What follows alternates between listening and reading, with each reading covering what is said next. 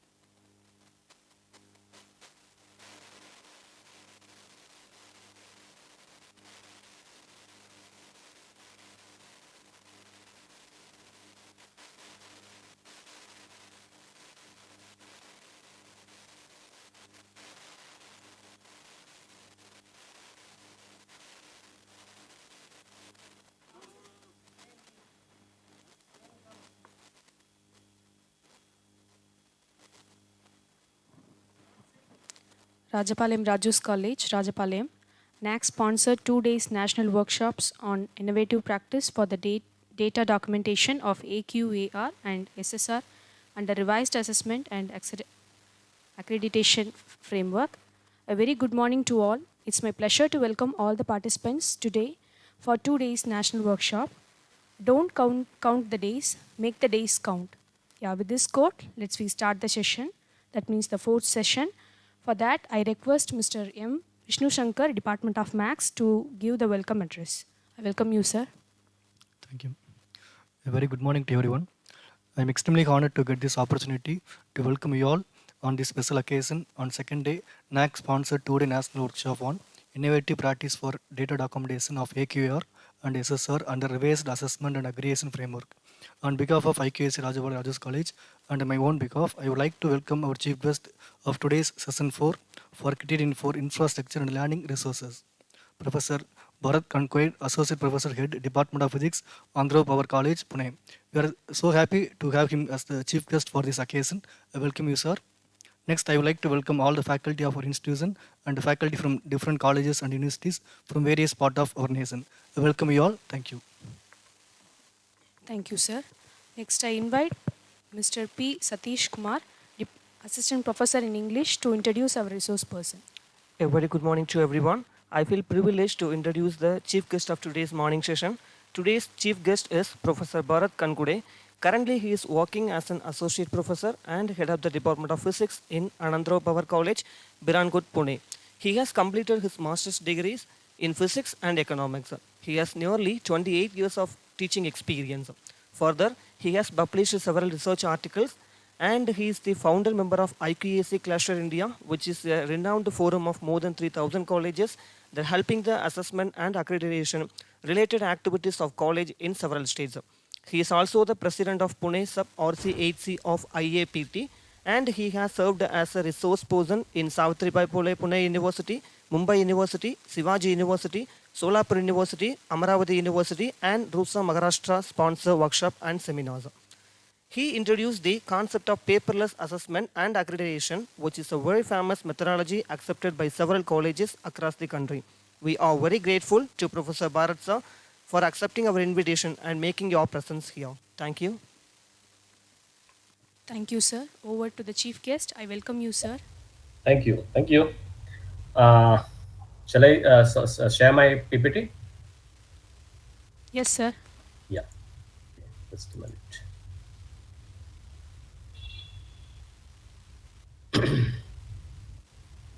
So, is it available now? Yeah, sir. Yeah. Okay. Very good morning to all of you, all the participants, especially, I suppose, Dr.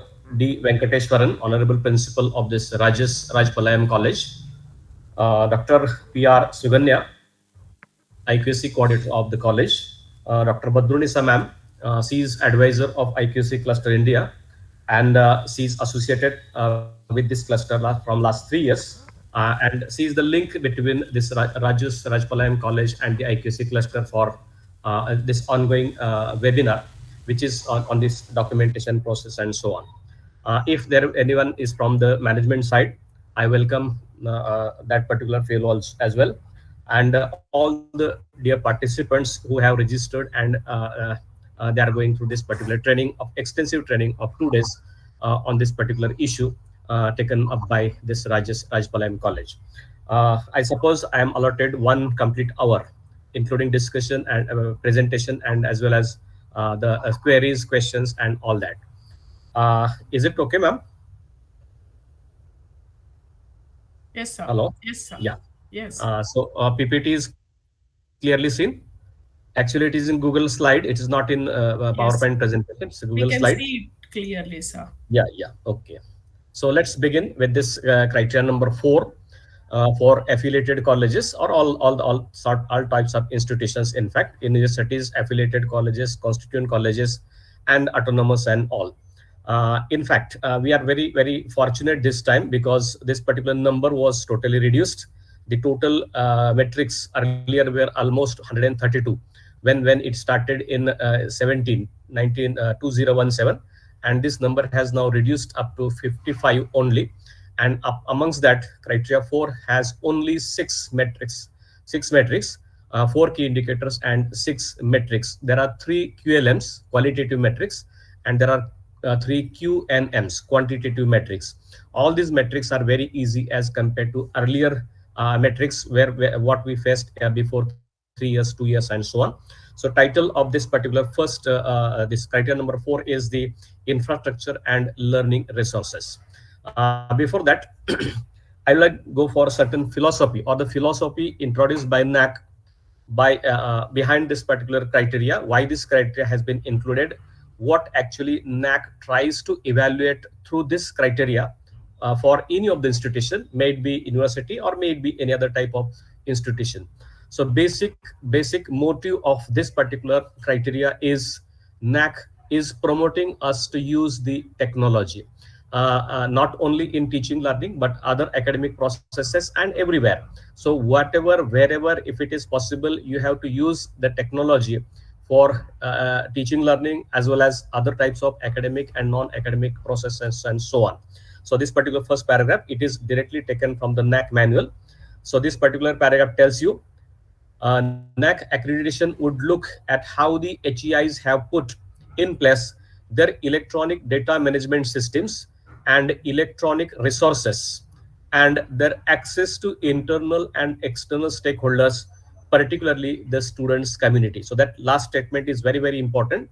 The entire statement itself is very important. So to how you have or your institution has managed all these electronic data management systems, including your website or other types of apps and everything, and how access to all these things have been provided to your student as well as parents as well as general public and all that. So in fact, even though this particular criteria title is in infrastructure and learning resources, basically this title of this criteria should have been ICT infrastructure. So this is just an evaluation of the ICT infrastructure. Physical infrastructure carries a very, very little weightage as compared to this ICT infrastructure. So we have to remember there are certain very important things that are to be given a stress while any institution prepares for this process of assessment accreditation, how they have managed all these electronic data management systems and how access to each and every stakeholders have been provided by the institution. So every institution should try to make yourself the best. That is what this particular symbol says you. Now, next is that we'll just go in brief. What is the physical infrastructure for teaching and learning? All of us know all these things are very well known to each and every institution. Actually does have all these types of facilities. So classrooms, lecture halls, smart classrooms and all that. Well-equipped laboratories with equipments, okay, smaller, bigger or whatever. Depending upon the programs, courses at your institution, every institution may have different laboratories. Maybe there are some common, but some of the institutions may have different laboratories as per the requirements. There should be some learning support facilities are also there.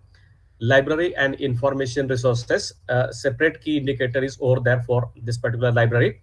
Then computing and IT facilities. So ICT infrastructure or ICT facilities, that NAT expects it should be reasonably modern. That means 10 years before or 20 years before, if machines or computers you are using at your institution, that is not expected. So as we know, there is always a technology upgradation, and therefore we are supposed to have a reasonably modern and scalable too. Scalable means for a given number of students in your institution, the minimum number of machine is something stipulated. That means if we are having a college of 5,000 students and very 50 or 100 computers, then it is very difficult for that institutions or that institution or that many number of students to get the access to each and every student. It's not possible to get an access, or good access is not possible. So scalable in the sense, depending upon your strength, staff members, on students, number of students, etc., we should have a good infrastructure for this ICT facility. Then auditoriums is another important part. Seminar halls that are expected to be again ICT enabled these days. We have to highlight if some ultra modern facilities may have been there at your institution depending upon the type of programs. So what type of programs you may have, especially for certain BHOC or Bachelor of Vocational Education courses nowadays, different types of infrastructure is required, and that is also a part of your physical infrastructure. This is what a common list. I'm not going into details of all these things. Apart from that, there are certain support facilities every institution has. I have just going through that website of this Rajapalayam Rajus College as well. I have seen most of these support facilities are there, kept in well condition, good condition. That was a drone photography of that institution, and that was a very pleasant picture to look. Almost 55 acres, this particular campus, and almost all the required facilities, physical facilities and support facilities have been made available by the institution. So hostel, residential quarters for staffs, guest houses, canteen, mess and food outlets for students, as well as all general all the stakeholders. Then sports, indoor outdoor sports facilities, as well as we have to have some recreational facilities for students. Healthcare center, student facilitation center. Transportation is another important part of the support facilities. Facilities for cultural and social activities, and many more for ideal institutions. So note that this list is not exhaustive. This is one very common list I have prepared. Apart from that, some institutions may have other types of support facilities too. So that facilities are also to be taken in consideration while preparing your SSR as well as AQR. These are very few to name. Now, in case of, as our this webinar is on the documentation, so what is the general documentation required for this criteria number 4 for any institution? First one is we require master plan, perspective plan, because that gives us a clear cut idea of the structure of your institution, physical structure of your institution. Perspective plan also says what are your processes, that means how your institution is going to grow in the future. For that, perspective plan is required. A summary of all classrooms with all its attributes, that means whatever facilities provided by all the classrooms by institution, that is to be have a summary of that. Details of laboratories with some major equipments. Okay, very small equipments are not to be mentioned, but some major equipments more than 10 lakh, 5 lakh, 1 lakh, etc. This because that particular list makes a very great impact when one goes for understanding or study of such type of institution. Then details of library, its physical infrastructure of the library, ILMS, that is the Integrated Library Management System, and e-resources made available by your library to all students as well as staff members. At the same time, we require documentation of recreational sports facilities, recent augmentation if you have carried out, that is again related to perspective plan, as I said. Planned improvement of the institution, that is to be done by management. Safety and security measures. So every component here, that is to be mentioned, some or other criteria, some or other metrics. Maybe we are going to look into details. Apart from that, we require bills, orders, budgets, extracts, audited statements, and so many other technical things too. And the most important aspect of this general documentation for this criteria is we required lot many geotag photographs of all infrastructural facilities or infrastructure facilities. That was not there earlier. In earlier this framework, there was not a stress upon this, but nowadays without geotag photograph, maybe your claim is not accepted. That means if I'm explaining or I'm claiming that our institution is having a auditorium of 1000 capacity, and if you are not providing its geotag, so that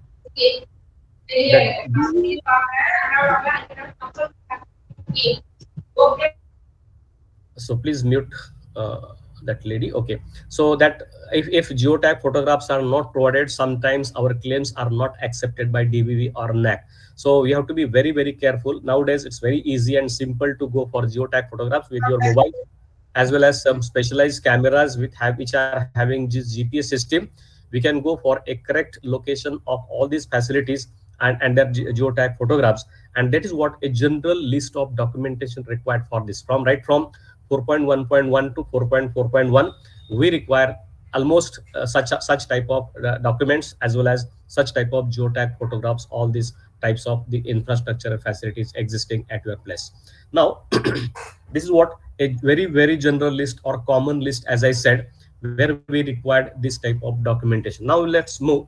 to the actually each and every metric as well as key indicator as well as metric. So first metric is 4.1.1. It is qualitative. You have to describe now 500 words for SSR and 200 words for this AQAR. Note that whatever guidelines or the words I have written here, these words are more than 200 or around something 300 and like that. So it is very a great skill is required for either the coordinator or the particular person who is looking after this criteria.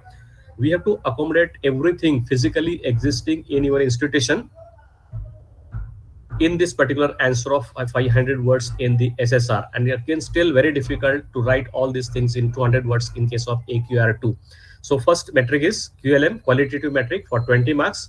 It is availability of adequate infrastructure and physical facilities for, okay, the question is very long, teaching and learning, the administration, as well as sports, cultural facilities and all that. So whatever physical infrastructure existing in your institution is to be mentioned here, as well as it is also to be photographed, geotag photographs. It is to be uploaded on your website. Again, you have to give its link in the documentation, all that. So while writing all these answers of this particular question 4.1.1, we have to go for an overall general description of your infrastructure. You have to ensure adequacy and optimal use. That means whatever infrastructure we have having, this infrastructure is adequate to the given number of students in your institution. And if it is not, you are using or we are having a policy of its optimal use. Optimal use means the part of that infrastructure doesn't remain unutilized for any reason.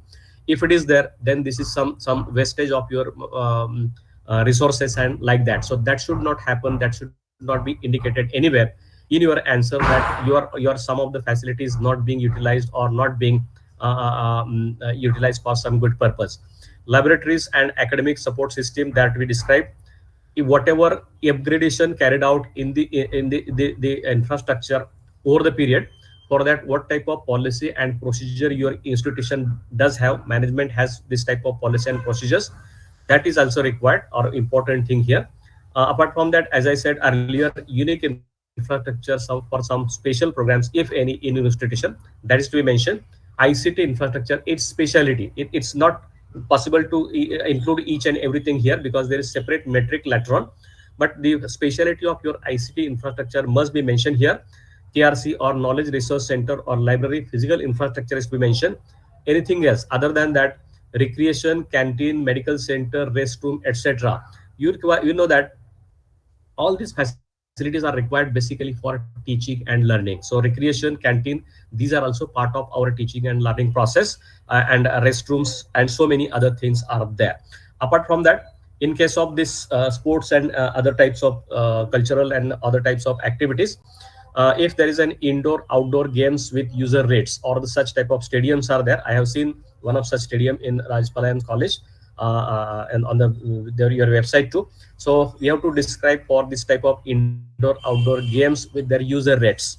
Then description of the playground, if this particular playground is used for some of the activities like intercollegiate, university competition, states, national games or events, or if it is given for some of the to some of the agencies for commercial purposes, that also should be mentioned here. So that indicates an institution generates funds through this infrastructure. So whenever there are certain vacations and if your infrastructure remains idle, not unused, then that is again a problem. If that type of infrastructure is made available for other types of agencies or to carry out their activities, and thereby if an institution generates certain funds through that type of infrastructure, that is an added advantage.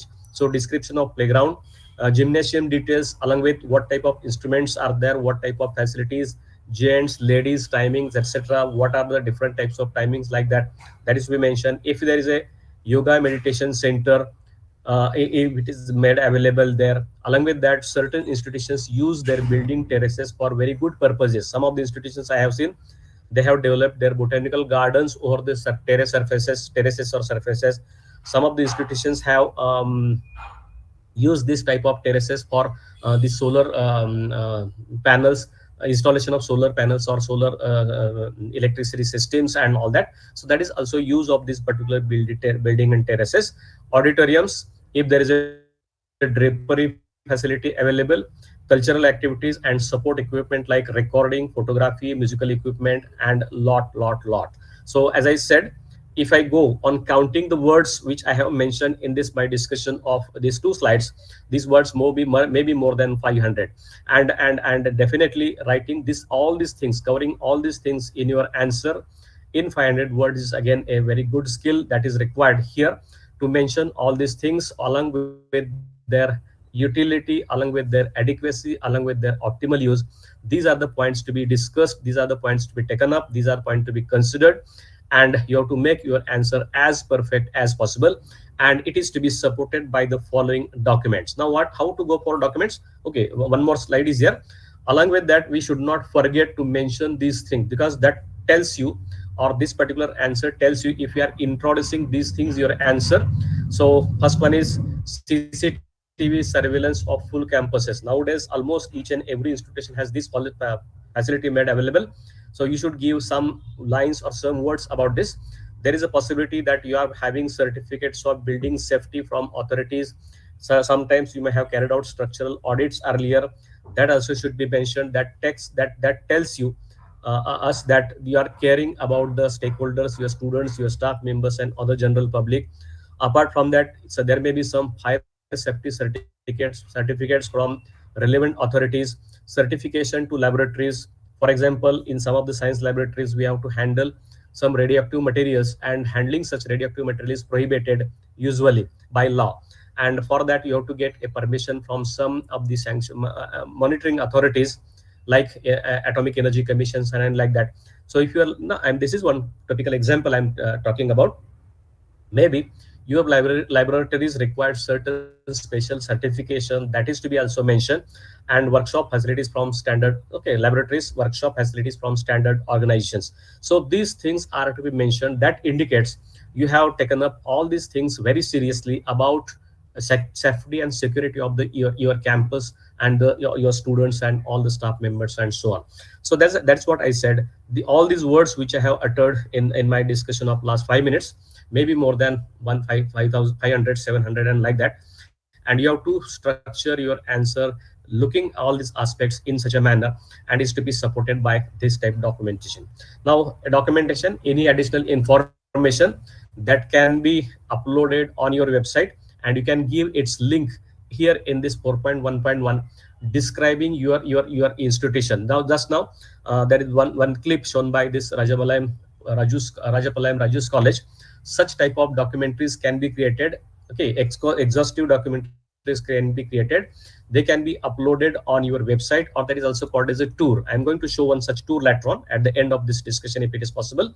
So that can be supported as your support to your answer, or this claim 4.1.1.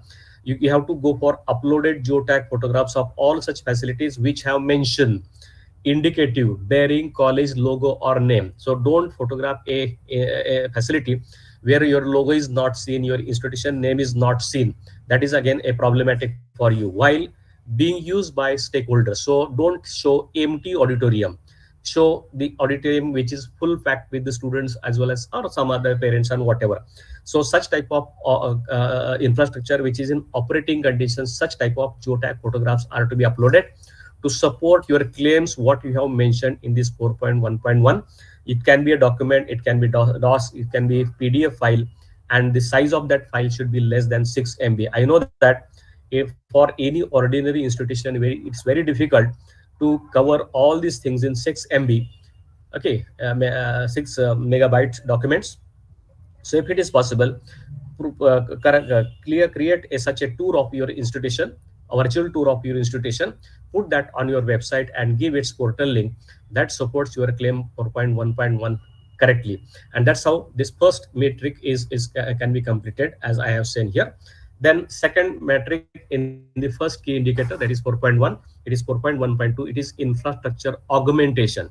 Now clearly try to understand this meaning of the word augmentation. Before that, we have to provide expenditure for infrastructure augmentation, that is given also for 10 marks. So 30 marks is basically for this physical infrastructure out of 1000 for an affiliated college. You can understand only 3% of your weightage, entire weightage of the NAAC assessment accreditation is given for this physical infrastructure. And here 1% is given for this infrastructure augmentation. That means during the last 4 or 5 years assessment period, how much funds have been expended by that institution over the augmentation of an infrastructure. So expenditure for infrastructure augmentation in rupees some lakh, excluding salary year wise during last 5 years. This is a quantitative metrics. Year wise, you have to provide the numbers, how much amount has been budgeted and how much amount has been actually expended by that institution over augmenting such and such infrastructure. So augmentation means newly created, okay, not renovated. Renovation is different. Renovation means that comes under the maintenance, but the augmentation is the because of the advent of the new programs, because of the some new requirement, you have extended your infrastructure. You have earlier there were 3 floors and the fourth floor is added to that. If there earlier there were 3 laboratories, 2 more laboratories were added to that. Earlier we had 100 computers, 50 more computers have been added to that. That type of process of adding something to existing infrastructure is called as augmentation. So you have to go for a careful study of your budget, your utilization statement, your RP receipts and payments, and from that you have to select a proper numbers which are exclusively mentioning that this is what an infrastructure augmentation. Such numbers are to be collected together and your year wise distribution has to be given, and whatever numbers you have mentioned here, these numbers are to be supported by your audited utilization statements or college budgets with clear headings. For example, for the computers purchase, we have mentioned this much particular type of amount. This amount should be seen in your budget, and that particular amount is to be selected in the data template what we are using, where you are using these particular numbers. Apart from that, you can go for uploading plans, sanction letters, structural images of augmented infrastructure. That means before 5 years this was not there, after 5 years this is what there, in a particular year this much infrastructure has been augmented. Such type of documents also can be provided to support your claim in this 4.1.2. Even though this particular things looks very simple, technically it is bit difficult to collect the information from your audit, to collect the budget heads, because sometimes the budget heads are different in different institutions. So you have to go for, so the clear understanding is here. Look for a numbers which tells you that this is what an augmentation carried out in infrastructure, maybe ICT infrastructure as well as physical infrastructure. Whatever augmentation has been carried out and whatever funds that have been utilized by an institution, initially it is budgeted and then utilized. These type of numbers and documents are to be provided here to support your claim in 4.1.2. So this is first key indicator and second metric we have completed here. Now second key indicator, that is 4.2, that is related to library and learning resource center. 4.2.1, this is also QLM. Earlier in the previous framework, actually this there was one QLM and 3 QNMs, but all these have been merged together in 4.2.1 and everything is now in QLM. You have to describe everything. That is ILMS, Integrated Library Management System. That means the software which you are using for the daily functioning of your library or knowledge resource center. What are the different types of e-resources that have been made available by the institution, expenditure on the purchase of books and all these things. That's I'm mentioning below. As well as we have to go for the average day uses of your institution or the library by your students as well as staff members. So all these things are to be collected together and we have to write an essay or qualitative answer. That's why it is a QLM, and this has been given for a 20 marks. To make it more attractive, we have to include all these points there which is mentioned here. Again, for AQAR we have to go for 200 words, for SSR we have to go for 500 words. So we have to mention first what is ILMS existing in your institution, what are the changes, updates, upgradation, its version, report generation ability, accession of the books, then barcoding, stack distribution facility. Apart from that, there may be some inbuilt features associated with that ILMS, because there are some open or free ILMS available, as well as some customized ILMS is also there. Your institution, what type of integrated library management system is being utilized, that is to be taken up from your librarian, and he or she may can give a correct idea about all these things. Ask her about this type of things, about their particular software, you will get a complete idea. Apart from that, if ILMS is given some other extra duties or work, that is also to be mentioned. If there is a library portal, must have your counter, free software, open source or OPEC type of this accession software, etc. These things are to be mentioned. Along with that, you can provide or the purchase license validity terms and conditions agreements and other details between your institution and that vendor who has provided to you to this ILMS, as well as library portal link of library page on college website. So be careful. Henceforth, you must have a separate library page on your college portal or college website, which is mentioning each and every aspect of your library, including resources, including its physical infrastructure, including expenditure, as well as per day uses, as well as facilities provided by your library. So again, 4.2.1, even if it is a qualitative answer, you have to go for describing all these things in 500 words, keeping this particular fact in mind. Along with that, you have to go for describing what type of e-resources or subscriptions have been made available, like e-journals, e-Shodh Sindhu, Shodh Ganga membership, e-books, databases, different types of databases depending upon institution, different types of databases are required, remote access to e-resources. So what are these types of, whether how these facilities have been made available, and for that how much subscription or memberships have been provided or are paid by institution year wise, that descriptions in short can be provided there. Along with that, we can provide screenshots of the facility or the library portal. That means suppose I am having a XYZ database. So in this database, its front page can be opened and its screenshot can be taken, and that should have your institution name there. And sometimes at the time of peer team visit, you may be asked about this, show this particular database, show this type of Shodh Ganga membership. So that will be physically checked this time. Earlier in the DVV, they were asking all this type of, earlier it was a quantitative metric. Therefore, these things were there earlier. But nowadays, because of this particular changed structure of this framework, now peer team may ask about this type of e-resources or subscriptions made available by the institution and its user too. So how many users are using this e-Shodh Sindhu or this databases, or how many users can access remotely to the e-resources made available in institution? That may be asked at the time of peer team visit. So you have to be careful, but in your answer, you have to mention all these things. Along with that, you have to go for the library expenditure, again qualitatively. Now earlier it was again a quantitative, so you could give all these numbers in the Excel document. Now it's not possible there. You can prepare all these documents and you can upload it as a support to your document, support to your claim. But here in the answer, you have to mention the numbers, how much expenditure on the purchase of books, as well as expenditure on purchase of journals, e-journals, books, e-books, etc. All these things can be mentioned here. And to support your claims year-wise, you can provide orders, purchase receipts, bills, etc. As well as you can provide audited statements of accounts of your institution or college to support your claim that particular year, for a particular year, this much amount has been expended. So what is written in your answer and what is mentioned in your budget, if it is matching, then you will get a full credit of this particular question. So therefore, this is a 4.2.1. 2.1, of course. Mistakenly I have written is 4.2.3. So this is again a part of your second key indicator. Along with that, you have to go for is library usage and per day. So in the beginning only I said that you have to ensure that your infrastructure is being optimally used. Huge libraries there and there are no users or no readers, then that is a false case. Not a good case. A library is very small, but there are thousands of students and they are not getting a good service.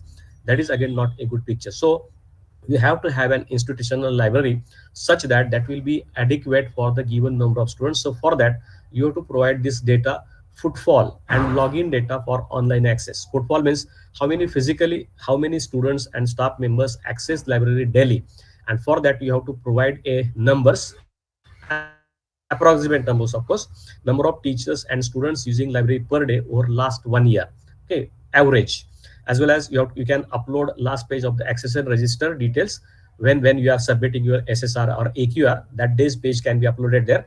And you can mention method of computing per day uses of the library. At some places there is a card system, at some places there is biometric system, at some places there is a registered physical register is kept where a entrant has to sign over that. This also can be given as a document there. And this is what, these are what type of method you are using to count this particular library uses per day. That is to be mentioned, and average numbers are to be mentioned along with these type of documents as I have mentioned. So we can upload PDF image of entry register, details of library uses, counters. Okay, counters means sometimes this when we go for this e-access, there are certain counters. These counters, their screenshot also can be provided to mention that such and such is the library per day uses is there.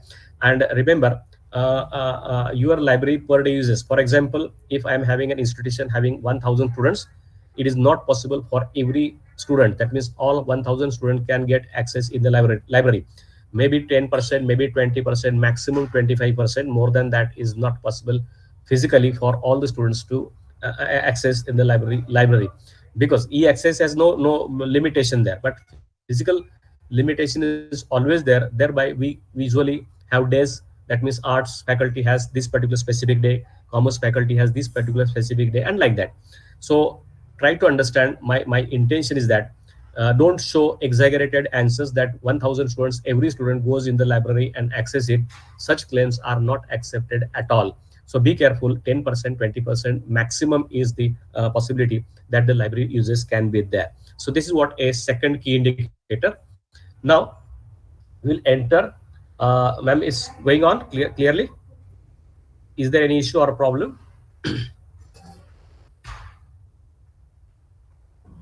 I suppose from my side, it's everything is working fine. Uh, so this is 4.3.1 ICT infrastructure and the bandwidth. So this question is again a very long question. This is not that short. We have to provide the entire ICT infrastructure. So what are the actual, how you go for its upgradation, technology upgradation, how you go for the bandwidth provided in your institution. All these things are to be mentioned. So this is again equivalent. Excuse me, sir. Quality. Everything yes, is ma'am. going on good, sir. You can continue with. Yeah. No, that's what. That's good. Okay. So this is a qualitative matrix 4.3.1 ICT infrastructure, and this carries a credit of 20 marks in this out of 100 marks for this criteria number 4. Again, 200 for AQAR and 500 words limit is for this SSR. So you have to give an year-wise description of licensed. Okay, I have put asterisk over there. So don't mention the pirated softwares, whatever good software, but if it is pirated copy you are having, don't mention it here. So licensed softwares, their versions, upgradation of your infrastructure, ICT infrastructure, features of ICT infrastructure, validity, maintenance details, etc. All this is a technician's descriptions. Now it's not that easy to describe your ICT infrastructure in few words. A technical person will be required there, and he will give an entire description when we provide these type of points to him, as well as the year-wise status of hardware such as number of computers, their version details, specifications, switches, that is what LAN and ILAC type system, routers, cabling details, connection details, everything comes under this ICT infrastructure.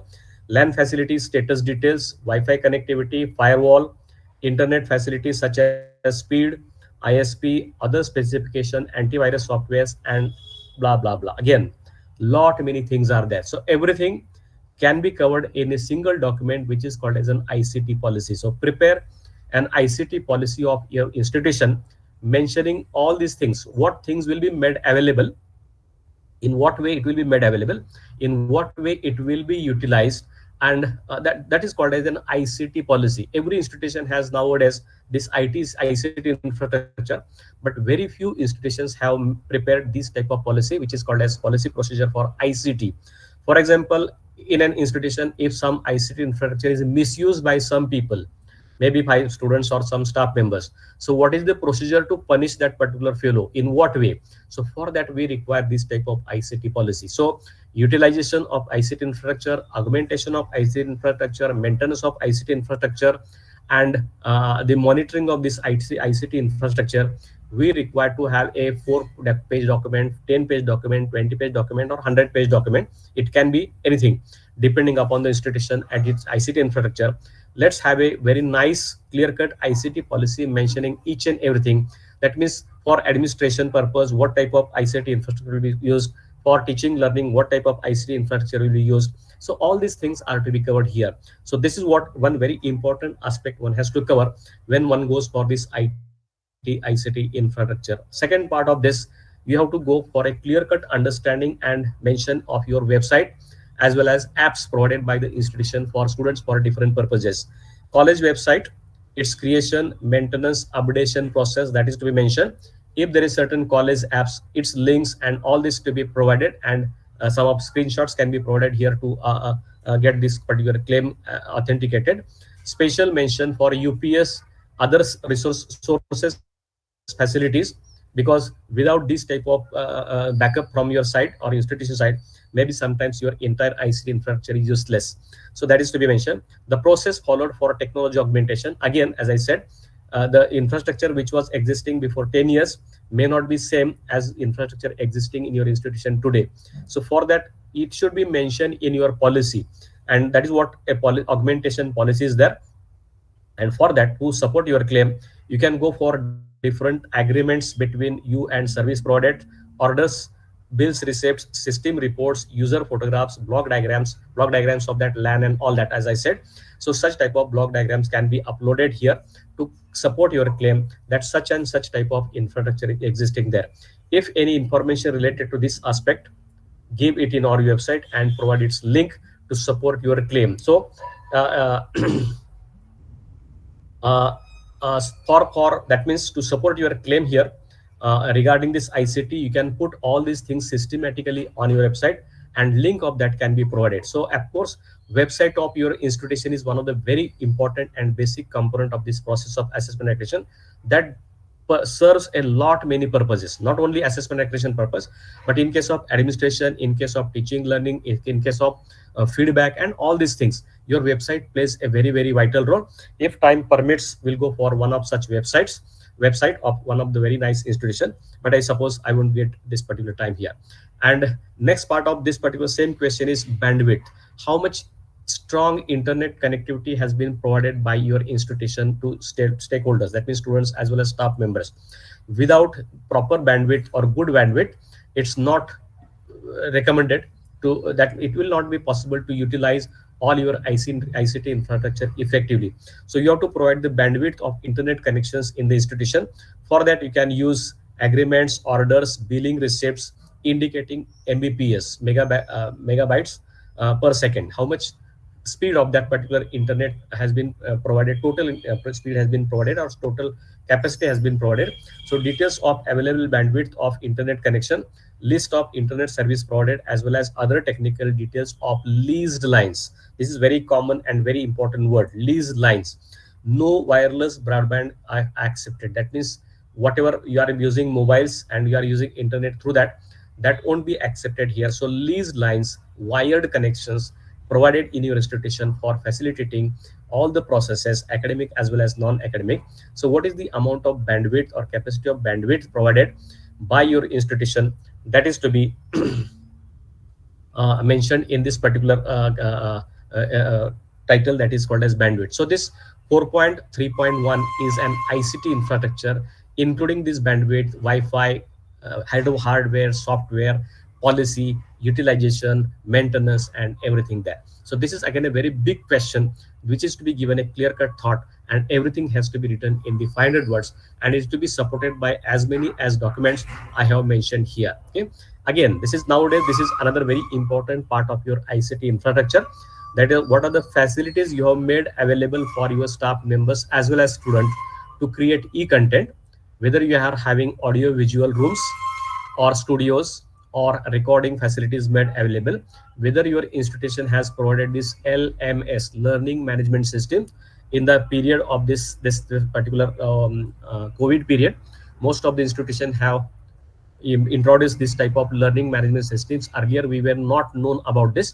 This is also a part of your ICT infrastructure. So again, try to understand, writing in 500 words all these things, and that is how it's shown as in this particular case. So this is a part which is called as this e-content, LMS, audio visual rooms. Again, maybe apart from that, there may be other several things may be there. So that is a part of this your ICT infrastructure. And for that, we have try to have one such ICT policy. Go for any of the good institution which are having ICT policy. You can prepare your own ICT policy based upon that, of course, taking the things in consideration at your institution. And this policy can help you a lot in resolving all the issues or getting the full credit in case of this particular thing. Now, this is another very, very important question. So earlier question has 20 marks, metric has 20 marks, and this single metric, student and computer ratio, it's very simple. How many students are there? How many computers are made available for exclusively for students? Not to count the computers used by staff members or used in the office. No, only the computers which have been made available for students. These two numbers are to be provided, and this is to be supported. And this particular number gives a, this particular ratio gives you a credit of 10. Try to understand. First key indicator, that is 4.1, which is physical infrastructure, that carries 20 marks, which is of few crores. That entire infrastructure, if it is counted, its value is calculated, it may be 10 crores, 20 crores, 30 crores. And this simple number, students versus computer number, if this particular number is sufficiently good, one computer and at the maximum 10 students for affiliated ordinary art, commerce, science colleges. Maybe for management institution, engineering institution, this benchmark is less than this. One computer and 2 students or 5 students, like that. So for our case, let's have a ratio. Try to have this ratio in between 1:10. Then it is possible to get 10 out of 10 in this case. So you have to go for a data template. You have to give a completed academic year, latest completed academic year data, number of students, and only number of computers, and number of computers in working conditions. So upload photographs of computer labs while students performing practical. Student computer ratio can be calculated by different ways depending upon the type of institution. Detailed list of computers in all departments. For that, provide stock registers. So all these stock registers, their photocopies or their scan copies can provide you all these things, all these numbers, support your numbers. And while computing this ratio, we can consider batch size too. So depending upon the institution, try to pull this ratio as close as to 1:10. Then you will get a good credit for that.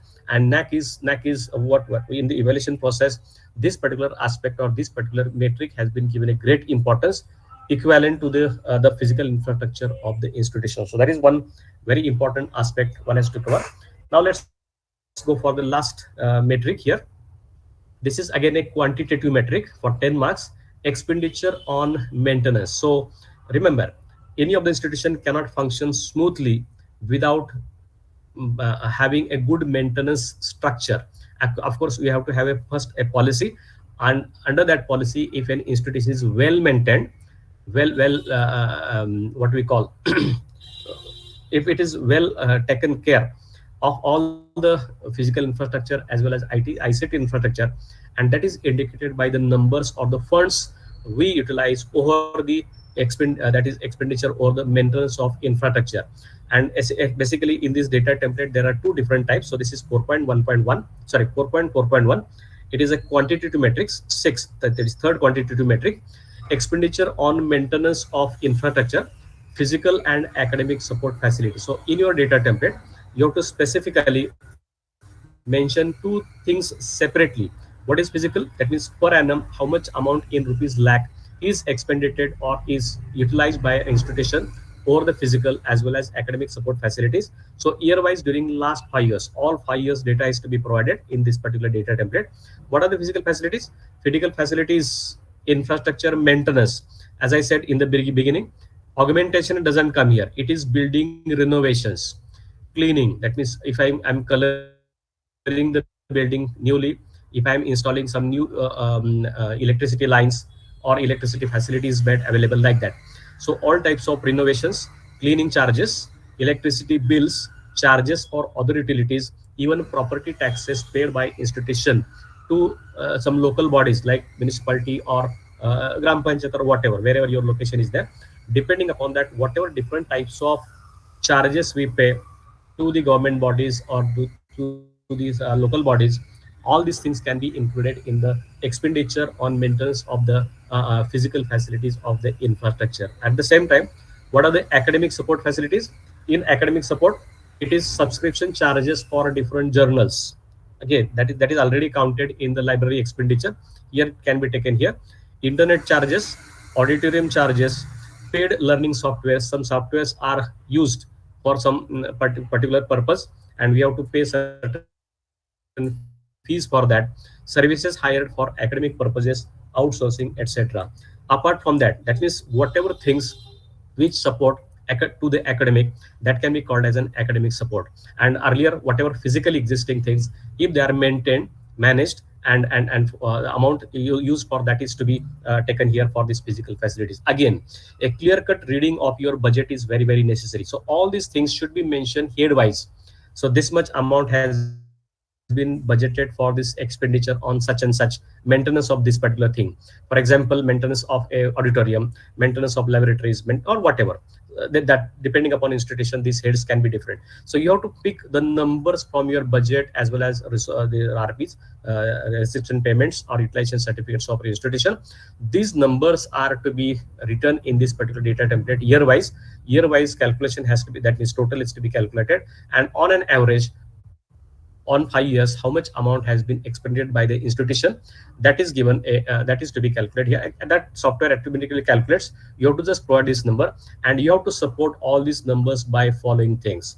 So you can provide geotag photographs of maintenance work, actual maintenance is going on, receipts, that means whatever amounts paid, contract agreements between you and that service provided who provided this facility of maintenance of this particular physical facilities. Again, a PDF size of file less than 5 MB, sometimes 6 MB maybe, and this can be uploaded to support your claim that such and such maintenance work has taken place. These are its details. Details about assigned budget and expenditure on physical facilities and academic facilities. So clear cut, go for understanding of this. What is, so you have to bifurcate the things from your budget. Whatever maintenance has been made, out of that, these are the ABC. This is for the academic facilities, and DEF. This is for the physical facilities. So this type of classification has to be made. Accordingly, pick a correct numbers. Write all these numbers together in your data template, and then your data template is completed. And these numbers are to be supported by, as I said, audited statements of accounts. So all your audited statements of accounts of all 5 years, you can have its extracts, audit extracts. If the files are very big or huge, go for its extracts, get it signed by your principal as well as auditor, and that also is accepted by NAC for the support to your claim what you have made in this 4.4.1. So this is what audited statements of account, then audit extracts, etc. that supports you to this particular, to your claim in this 4.4.1. Okay, so I hope in time, I have finished my this presentation, and now this is the feedback you have to provide. These are the 5 images we have been provided, first to last one. You can choose any of 5 as per your understanding, whether I have presented my presentation in a good way or not. So last I will go for a very simple message. This is what we are expected. This is one very simple I got on the compellededucator.com. If we teach today as we taught yesterday, we rob our children of tomorrow. This is what, okay, a very small message I would like to give here. Education 4.0 is knocking in. That means it's very fastly coming in. So what is this education 1.0, education 2.0, education 3.0? Unfortunately, we are at the education 2.0 at present. Not even we have gone for this education 3.0. Education 4.0, that is what expected in your new education policy. So definitely entire education structure or entire education system is going for a overall change or the transition, and we are exactly in the transition phase. So how we have been taught yesterday, our generation, it's not going to be help the next generation at all. We are doing something wrong with them. We are robbing our children of their tomorrow if we are not changing our system. So that is how the basic motive NAC has taken to introduce this particular criteria number 4, and which has been given a great importance to this ICT infrastructure. It is a first step towards achievement of this goal, which is envisaged in this particular NEP. In that sense, we have to look into this particular criteria and answer and correct and write and everything in your SSR as well as AQAR. So your management, your principal, your staff members, and everyone has to think in this direction and then go for this particular things here. So I hope I have finished my things here. Now let me stop sharing and we'll come to your discussion. Yeah, I'm on, ma'am. Sir,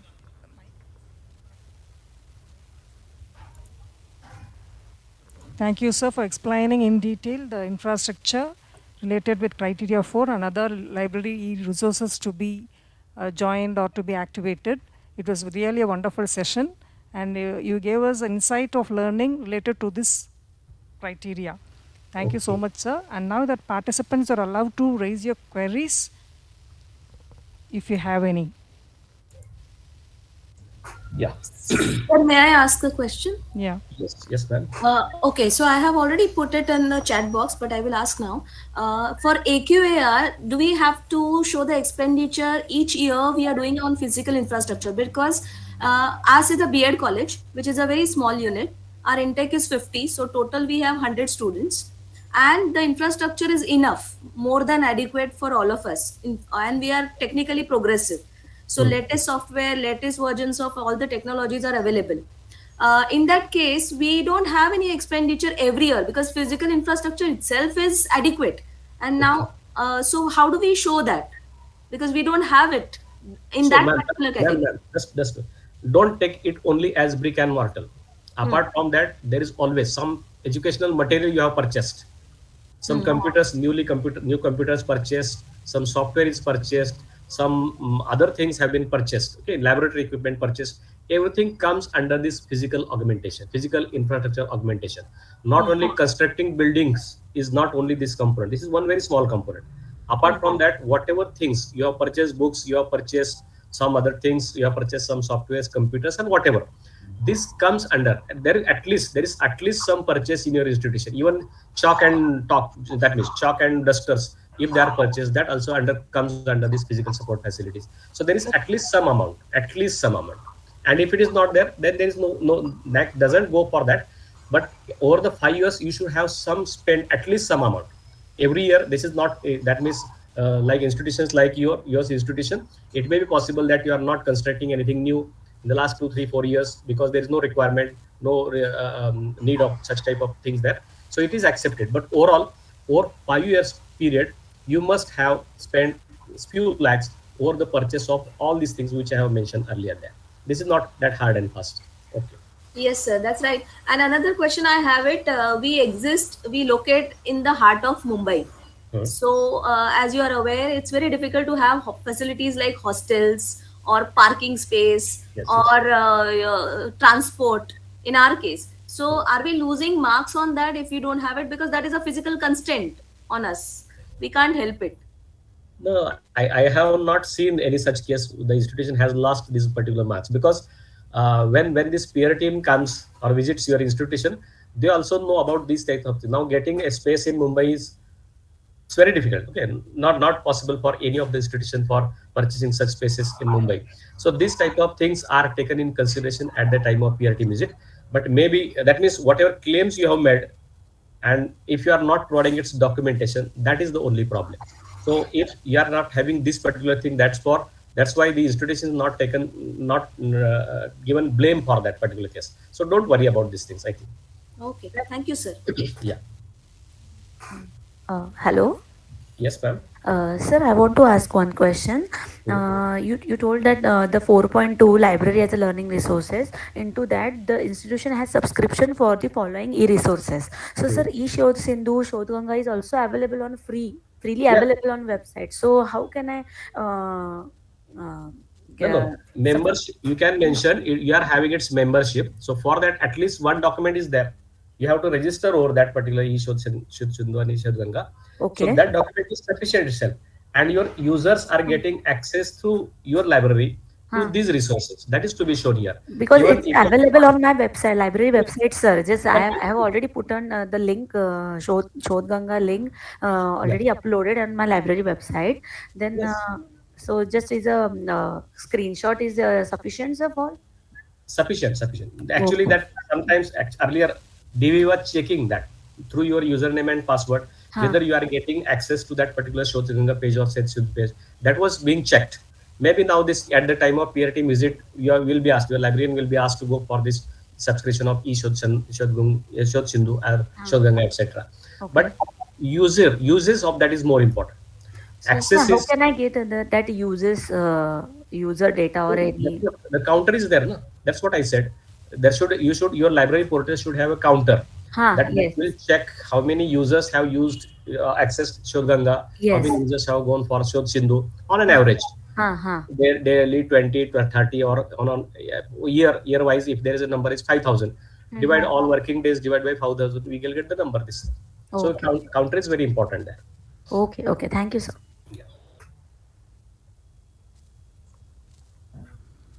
Hello, sir. It's a crystal. Yes, sir. It's a crystal clear explanation. May I ask one question, sir, regarding the refurbishing of the computers? We are having slightly outdated computers in our college. Suppose if you are updating the RAM as well as the monitor or hard disk, whatever may be, so shall we count it as a new computer for the academic? No. It comes under maintenance.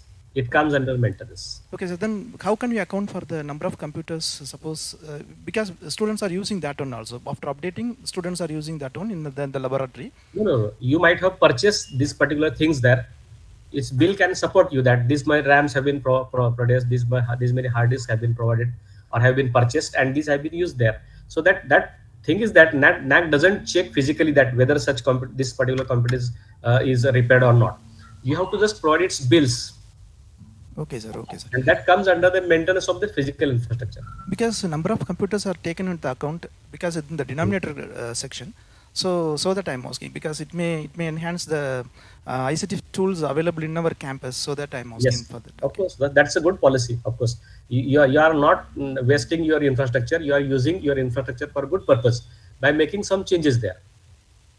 If it had been, and if such things are mentioned in your policy itself, that will support your claim. And under that particular policy, you are purchasing some components of the computers, and you are using these components in the earlier old computers, and thereby you are making it available for your students. So that is good outcomes there.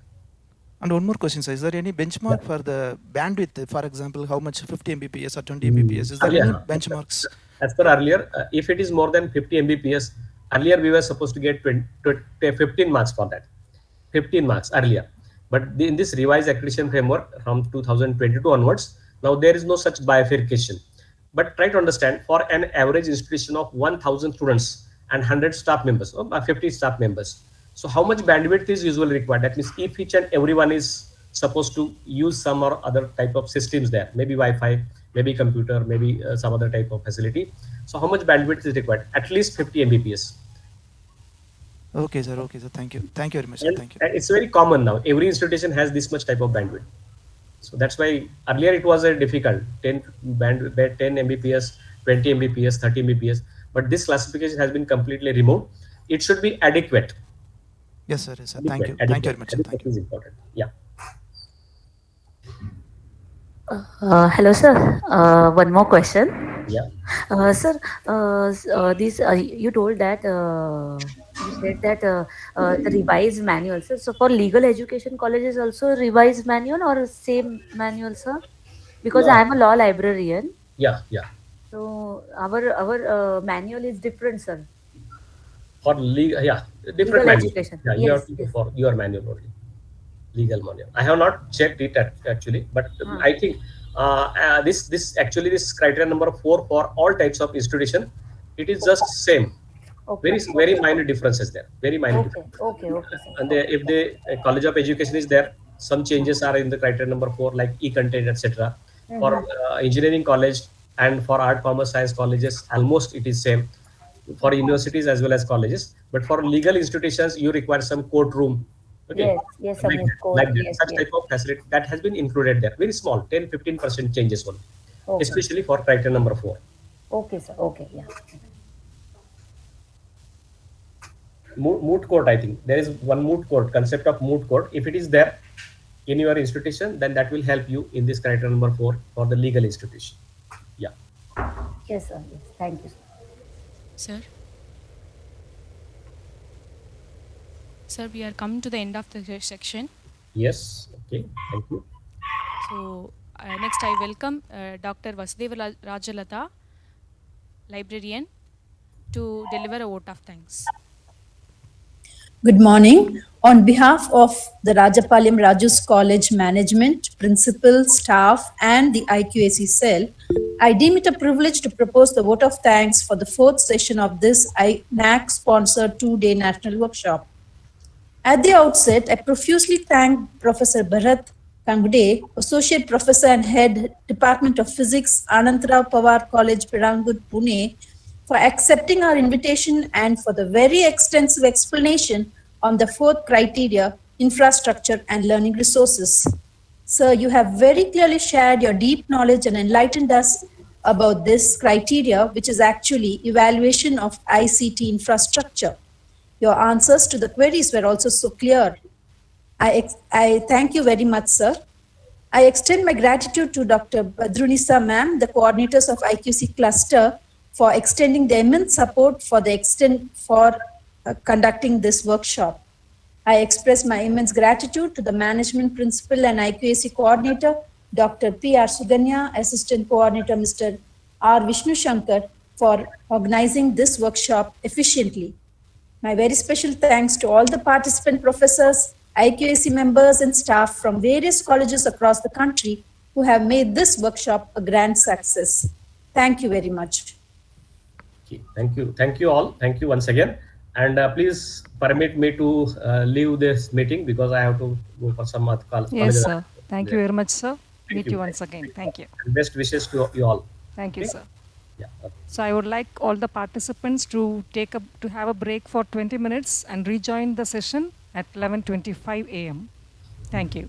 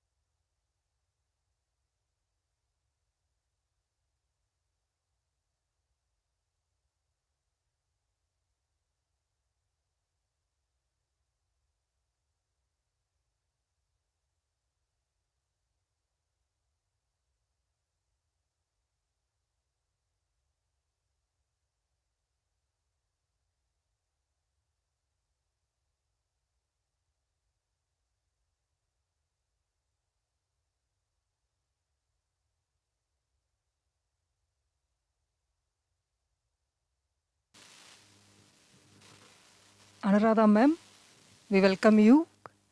And could you please wait for another 20 minutes and log into our Google Meet because they are going to have a tea break for 20 minutes.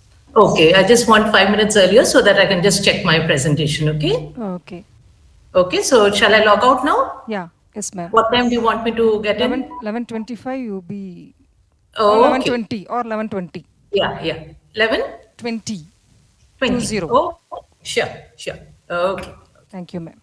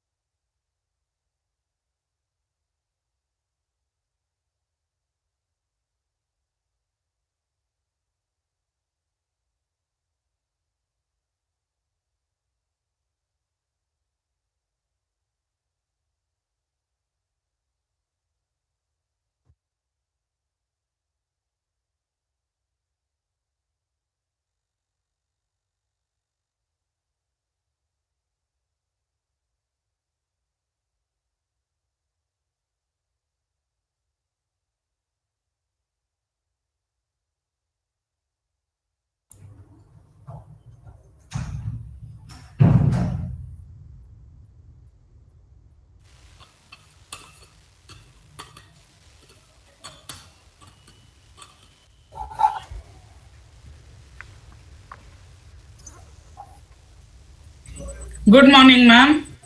Morning, Badrinusa ma'am. How are you? I'm doing well. How are you? Yeah, better. Nice to see you on this platform. Nice to be on the platform with you. On the platform. Thank you. Thank you. Word. Welcome, ma'am. Anuradha, ma'am. Welcome again. And Nisha, ma'am. Thank you so Hi. much. You are here with us for the past 2 days without sleep. Yes. I'm continuously so. there. Yeah. I've been watching wonderful You have been watching us. And well organized. Yeah. Going very smoothly. Well organized and it's been going good. Yes. All thanks to Suganya. Right. And the management, college management who is supporting Suganya in all the ways. Thank you. It's because of you. You have been guiding me for the past 2 months. Without she guides everyone. We would not have got such great resource persons for all these criteria. You are able to explain in depth. Really, it is wonder. It is a wonder. All the participants are interested. Your and satisfaction is our gift. Of course. You deserve it, ma'am. Thank you. And she will always be there to help. Yeah. Not for this. Afterwards, also you ask anything, but yeah. So generous, helpful, selfless service she does. Absolutely. All the cluster. Yeah. Thank you for connecting with us, ma'am. A team of resource persons with us. Really, we are blessed to have such people. Cluster is college. Do you feel nice that you are able to bring for others also? Yes, that is exactly. Okay, shall we begin with ma'am? I think yes. 11:25. Yes. You want to think?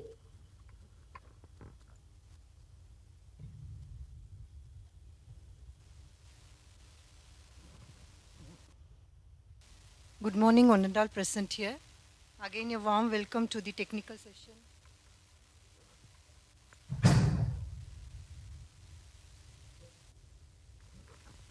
Good morning, everyone.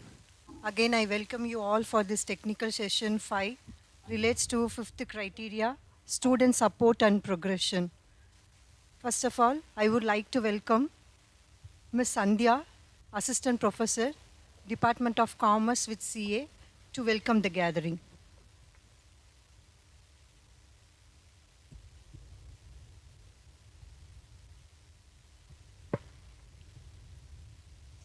A warm good morning to everyone present here.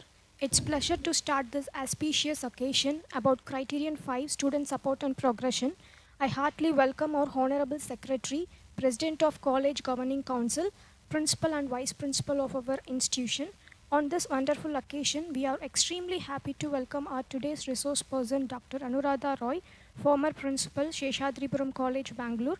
Your presence has made us pleasant feeling, ma'am. Welcome you, ma'am. Next, I would like to welcome our IQAC coordinators, criterion heads and members, all department HODs, teaching staffs and non-teaching staffs of our institution. Finally, I extend my hearty welcome to all the participants from various colleges for this wonderful session. Once again, I welcome you all. Thank you, Taranya Devi ma'am. And it's time to introduce our chief guest of this technical session. I would like to welcome Mrs.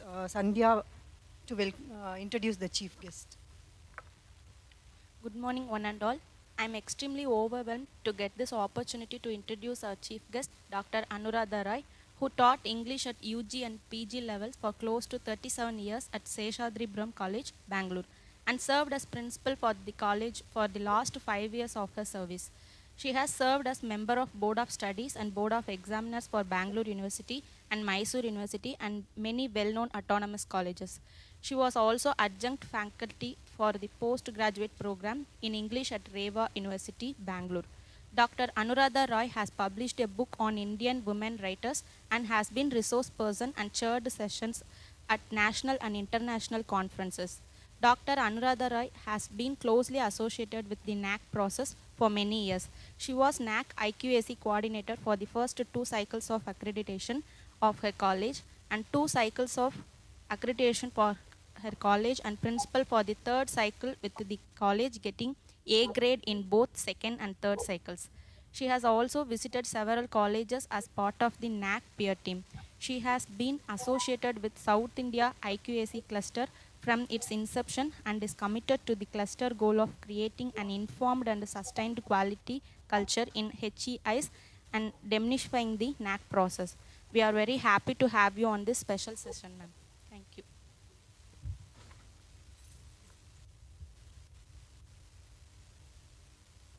Thank you, Sandhya ma'am. Now the technical session has to be handed over to Anuradha Roy ma'am. We welcome you, ma'am. Thank you very much.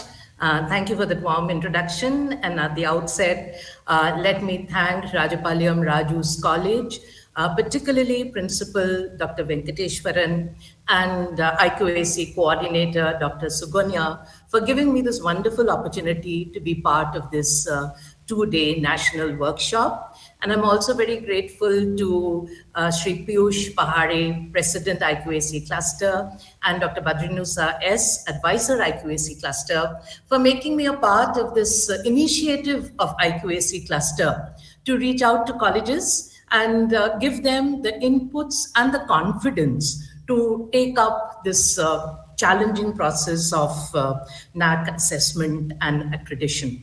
I will just share my screen. Please tell me if it's working and then. Okay, ma'am. Sure.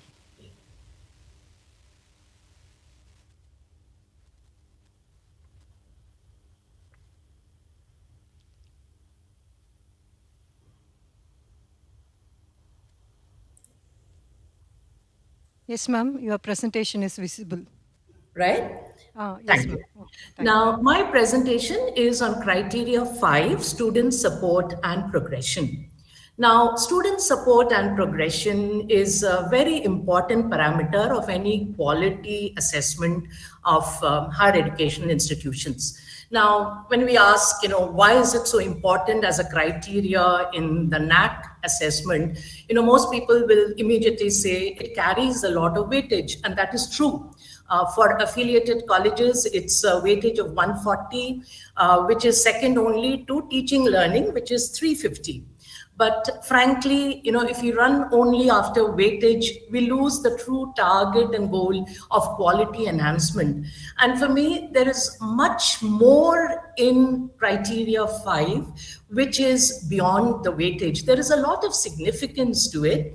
None of us will deny that students are our principal stakeholders, that we are there because of them, and that no institution can really grow unless the student community is satisfied at the overall experience in their college and also are building successful careers for themselves. Now, our students belong to a generation with high aspirations, and it is difficult to rise to their expectations and needs. And directly and indirectly, students are part of every criteria of NAC. But in criteria 5, the difference is we are not talking of students' present welfare.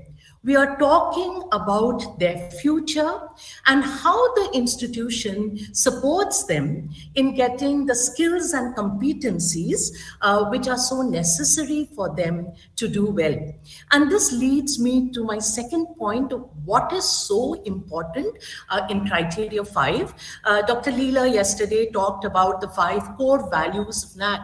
And if you think of it, 3 of the core values, contribution to national development, fostering global competency, inculcating value system among students, are very directly related to students.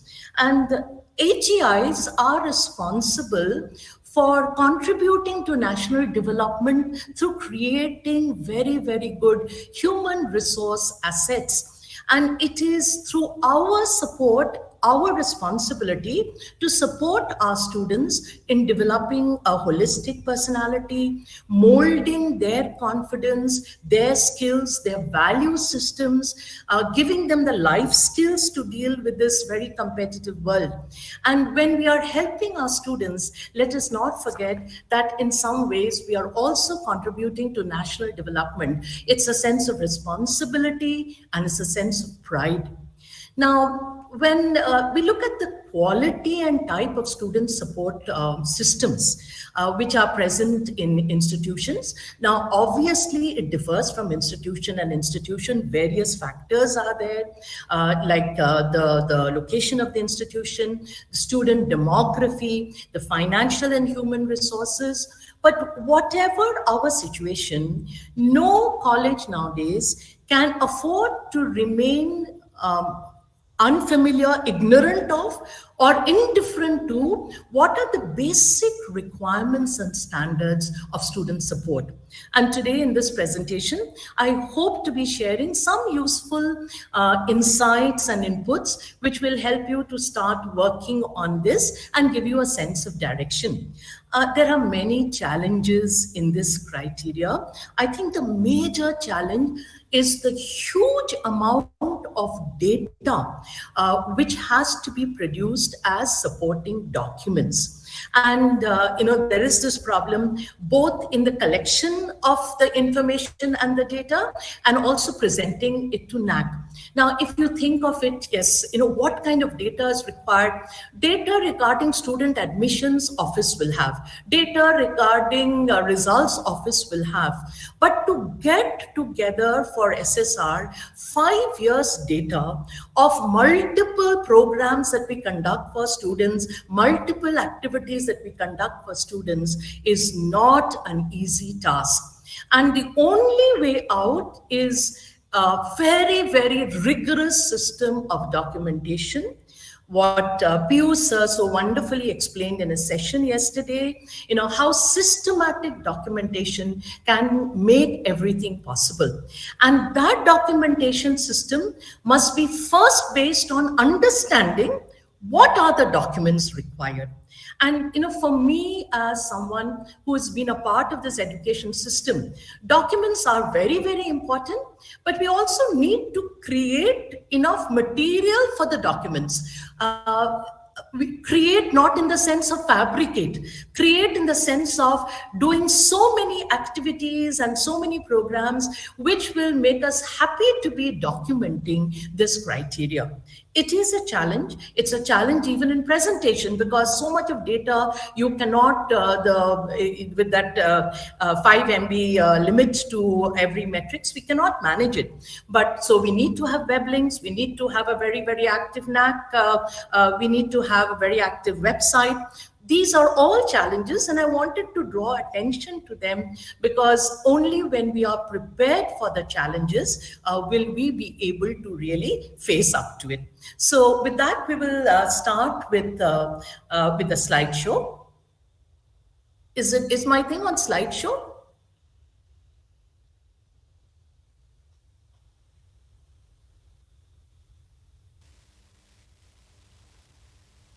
No, ma'am. It's on editing mode. Yes. Right? So in my presentation content, I will quickly focus on what I'm going to talk to you about. We have the assessment focus. I will tell you what this criteria assessment is all about. I will touch on the documentation, data requirements, and benchmarks, giving you, focusing on every key indicator and matrices. I will also mention the benchmarks here. This is very recently, I think it was on the 5th of December that it was announced by NAC.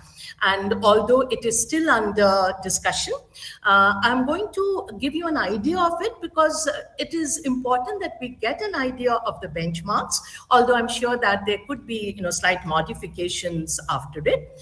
And then what to me is very important, metric wise, I am going to show you I'm going to suggest, not show you, some actions that can be taken. Now, this is largely coming from my experience of leading NAC in my college for many years, and then as principal of the college, and also in the last few years as a NAC peer team member. So I would just like to share some ideas of what activities, what kind of work you should be doing, which will make the whole process of student support and progression criteria easier for you all.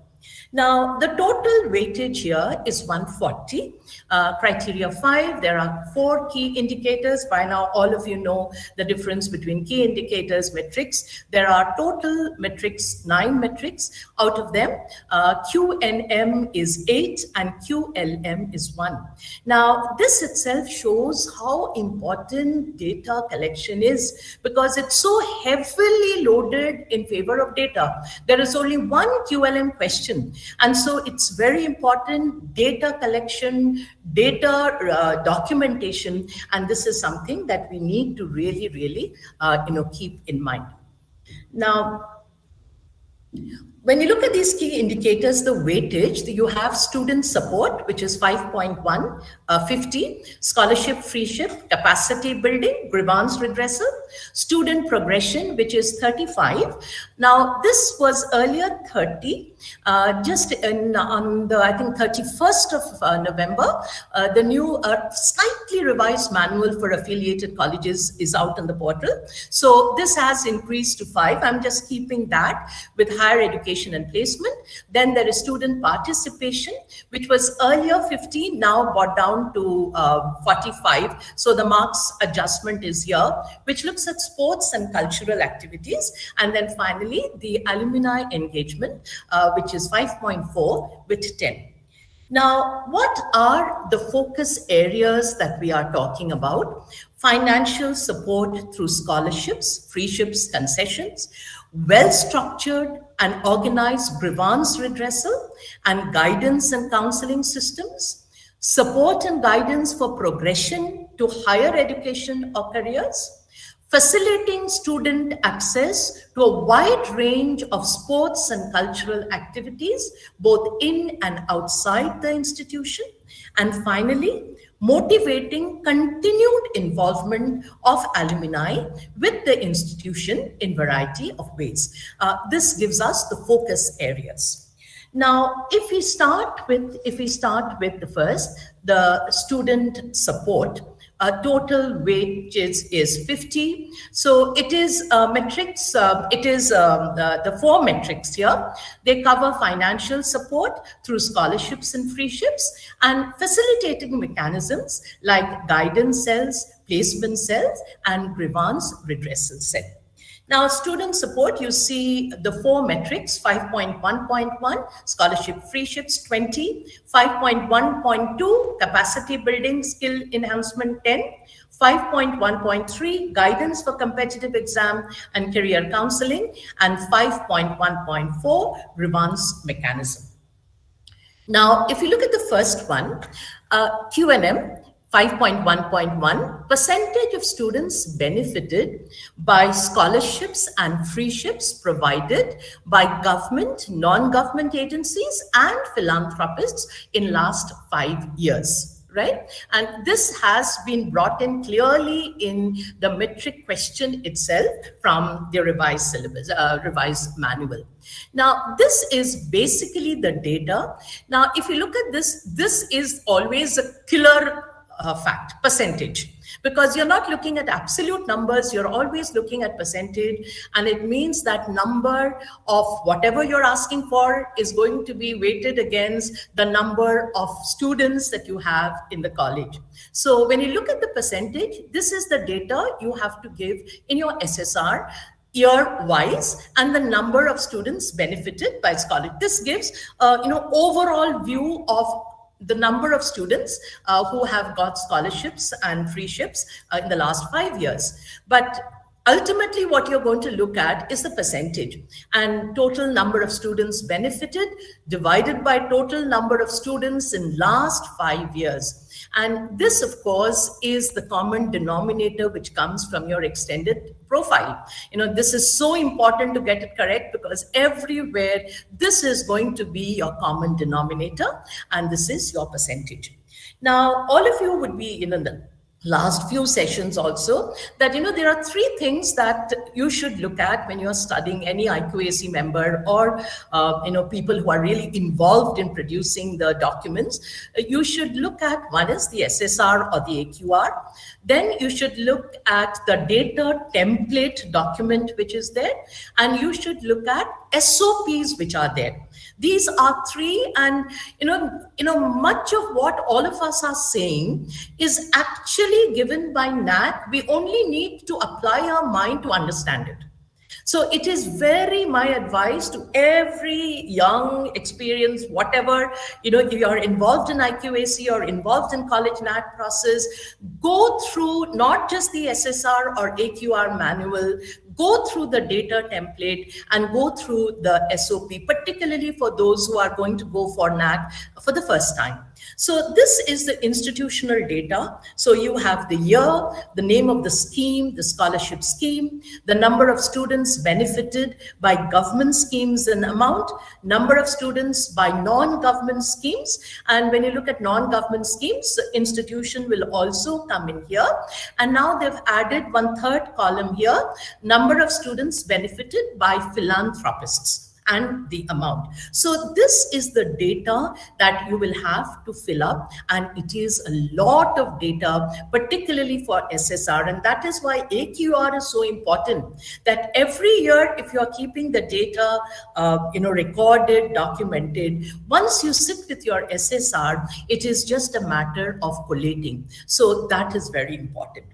Now, what are the documents required? Now, my blue box here are generally the supporting documents for the question. These are directly generally asked, mentioned either in the SOP or in the data templates. Now here, this is what is called additional information. So you can apply your mind to what kind of additional information that you want to give to support this data, but put down generally the common ones. So here, the sanction letter of scholarships, freeships attested by the principal. Now the problem sometimes comes that nowadays, many of you would be knowing that, the scholarships, the government scholarships are through the National Scholarship Portal or the State Scholarship Portal.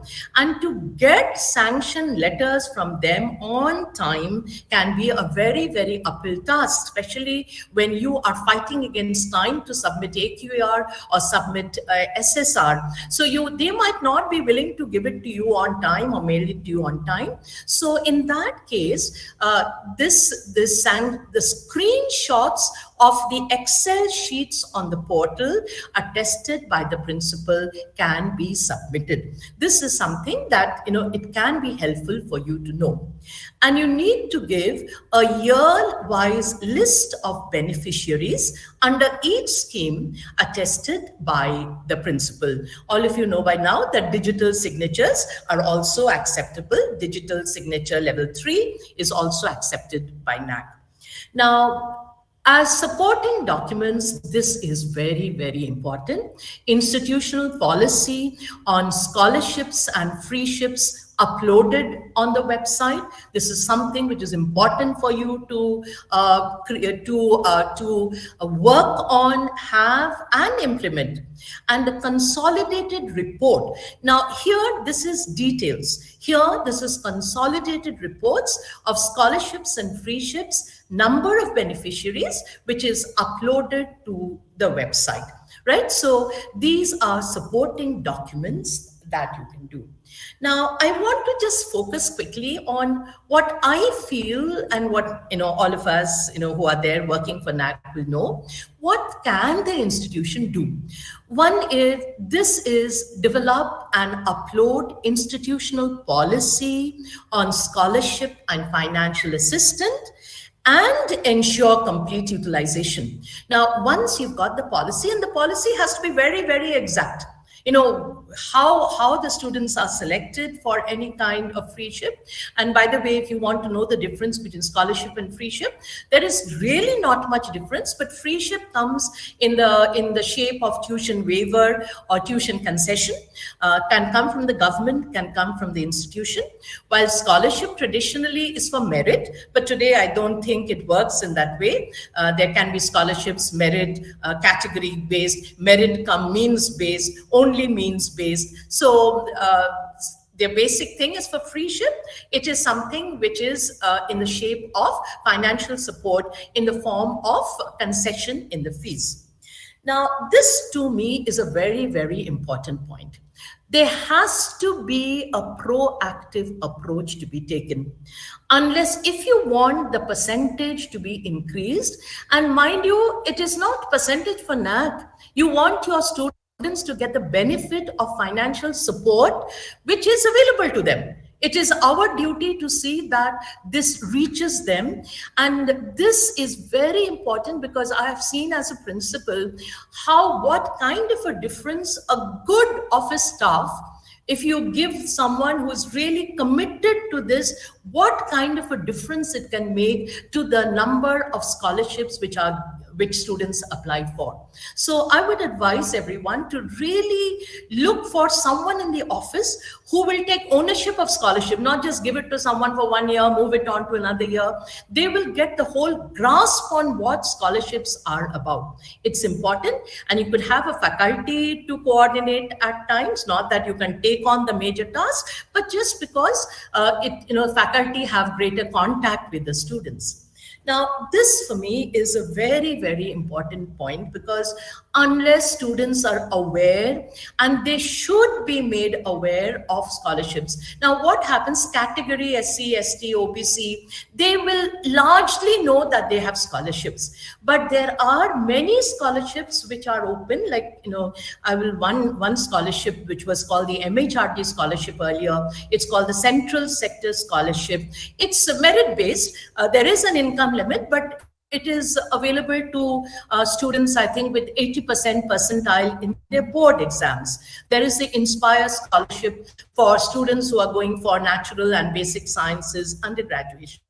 Now, many of don't know about this, right? So I think it's a duty of the responsibility of the college to create awareness through posters, announcements, regular notifications. You can have a small notice board.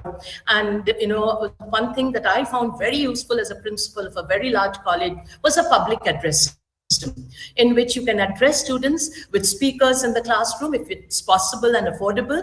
It's something which is very useful, and up-to-date announcements can go on. And because, particularly announcements for scholarships, they have a deadline. Government scholarships, all scholarships. So students are casual about the deadline of when to apply, and how to apply, when does application close. This is very, very important. Now, these are the two very important portals now, which is the national and state scholarship portals.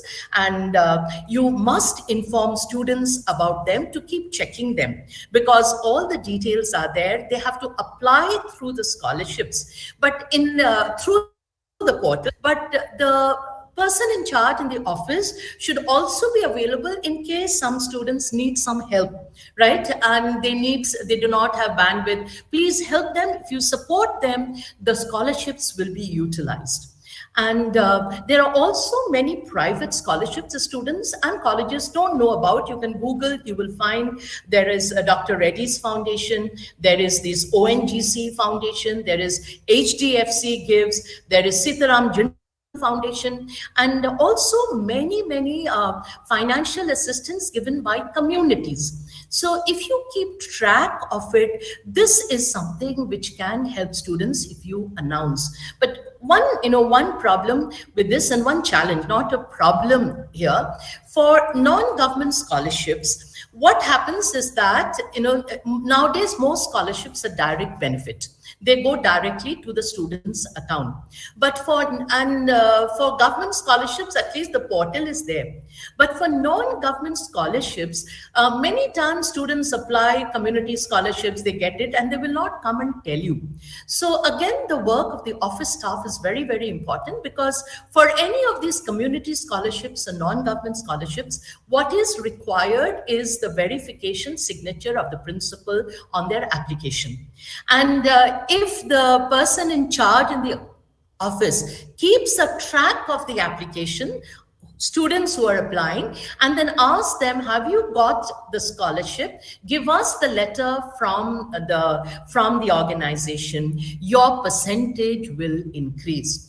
It is a focused effort on reaching scholarship financial assistance, and reach out to corporates, local philanthropists, alumni, because now there is a special column for it. And this is something that all of us can do in our local areas. There would be philanthropists, and definitely alumni can be approached for financial support, for scholarships. And in this way, your students are benefited, and you get the benefit of showing a good percentage. And just in case there is some money coming in directly to the college, please see that it is timely dispersed, because it is very important that students get the benefit of it. Now, I just wanted to show you a sample DVV.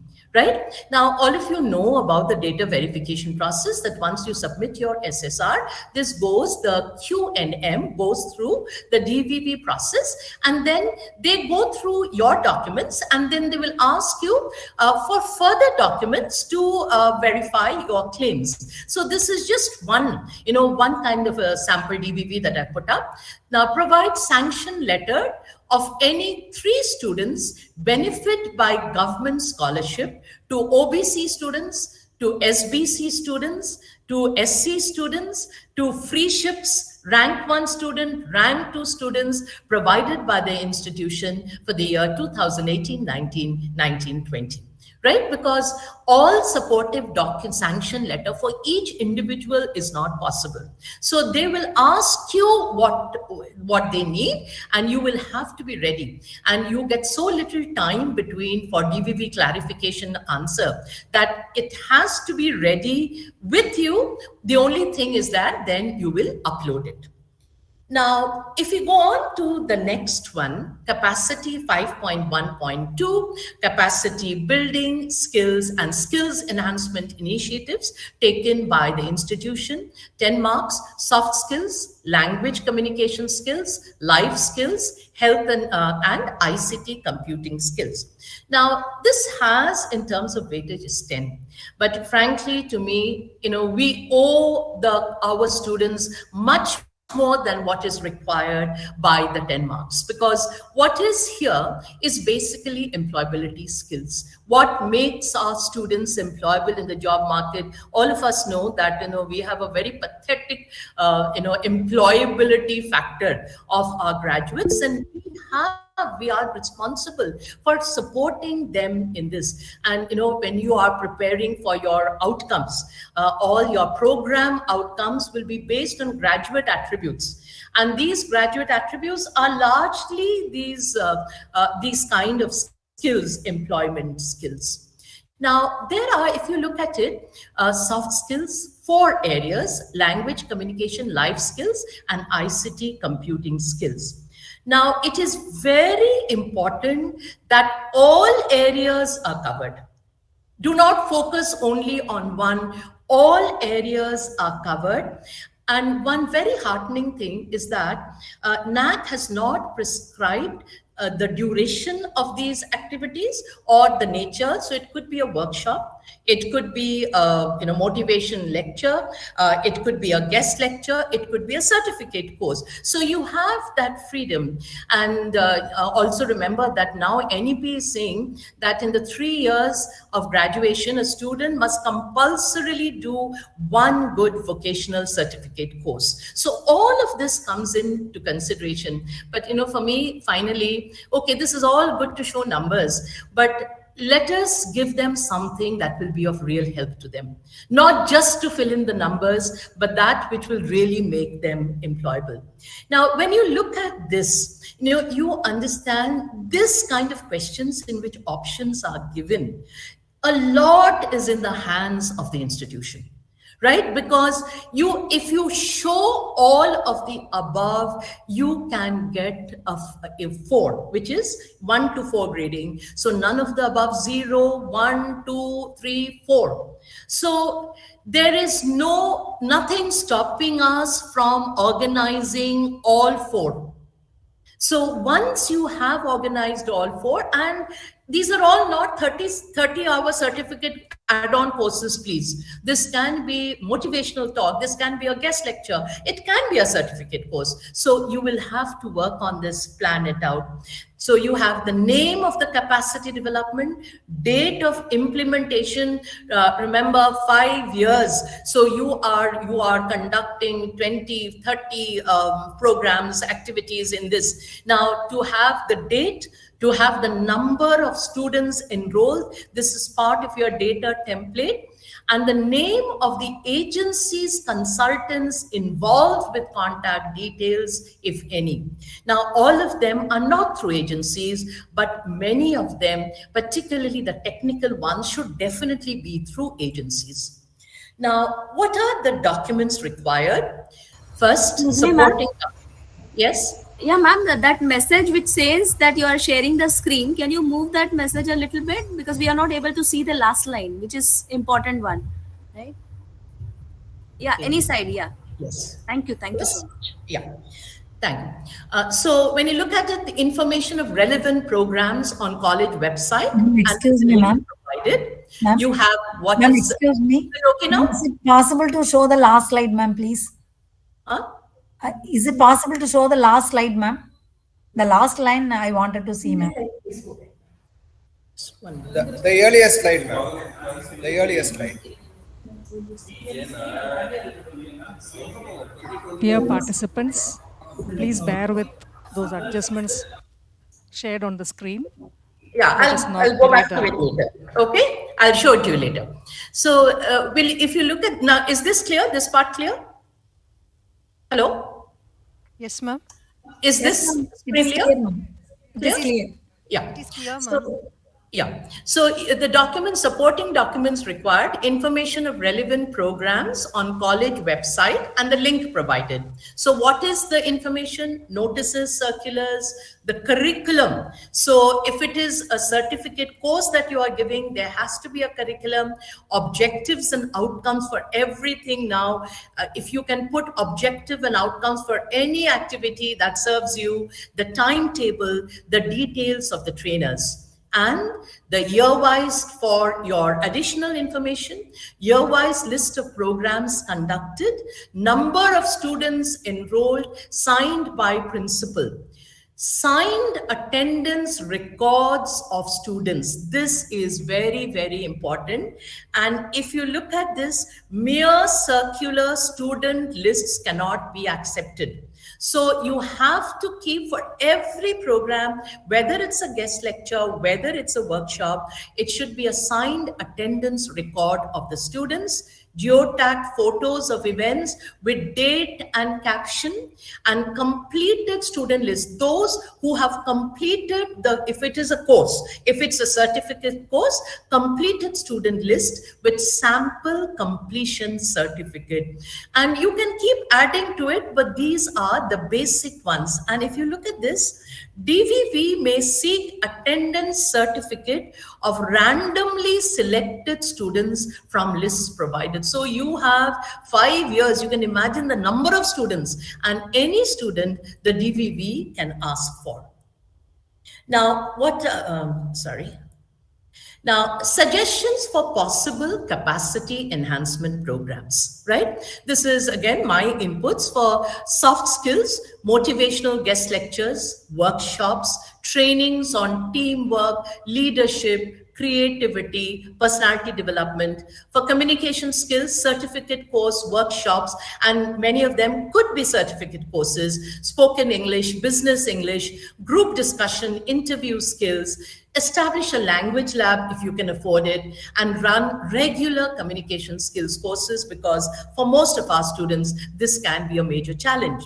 When you look at life skills, this is NAC gives yoga, physical fitness, health and hygiene. You can organize training programs, workshops, guest lectures, medical camps. ICT computing skills, I think this is so very important now, because this is, of all the skills now, perhaps this is the most required for employment. And this should be certificate courses, right? Because just one day workshop is not enough for it. Certificate courses in PowerPoint, MS Office, MS Excel, Python, etc. Now, when you look at computing skills, there are two types of computing skills that we're looking at. One is the generic skills, which is like MS PowerPoint, Office, Excel, which everyone should know. But there are all, and even in this, mind you, there are levels. There is basic, intermediate, advanced levels. So you can offer, particularly Excel is a very, very useful certification course for our students. So you can offer them a basic and then an advanced Excel. And then you can have the professional ICT and computer courses, which is like Python or web application, which is more very technical, and for which definitely you need good trainers. Now, what can the institution do? Right? And this again, from my personal experiences of how to make it work, this kind for large numbers. First, establish a separate committee cell to coordinate skill development programs. You need a committee and a cell to look after this. It can't be clubbed with the head of the department or with the placement cell. It should be separate. And the programs, as I told you, there is no duration mentioned. Now, this is very, very important. Plan semester-wise skill development programs to cover maximum number of students of all years and all areas. This is so important, because when you look at percentage, you must have lots of programs in which lots of students of all areas, in all areas and all years are taking part. Numbers are very, very important. So you cannot make it very, very optional. So you have to look at some programs at least which are compulsory, which will generate your numbers.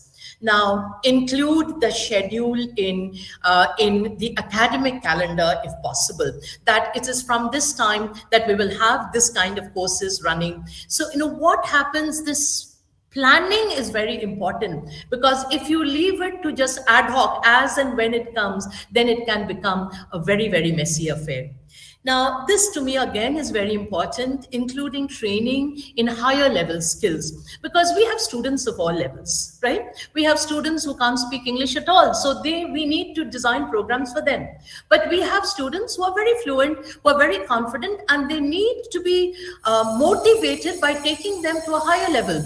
If you give them a basic spoken English course and make it compulsory, they are not going to be attending the courses. But you create good 21st century skills like creative thinking, problem solving, advanced ICT skills. This should be there, because you need to cater to students of all types, of all capacities, through these skill enhancement courses. And this is very important.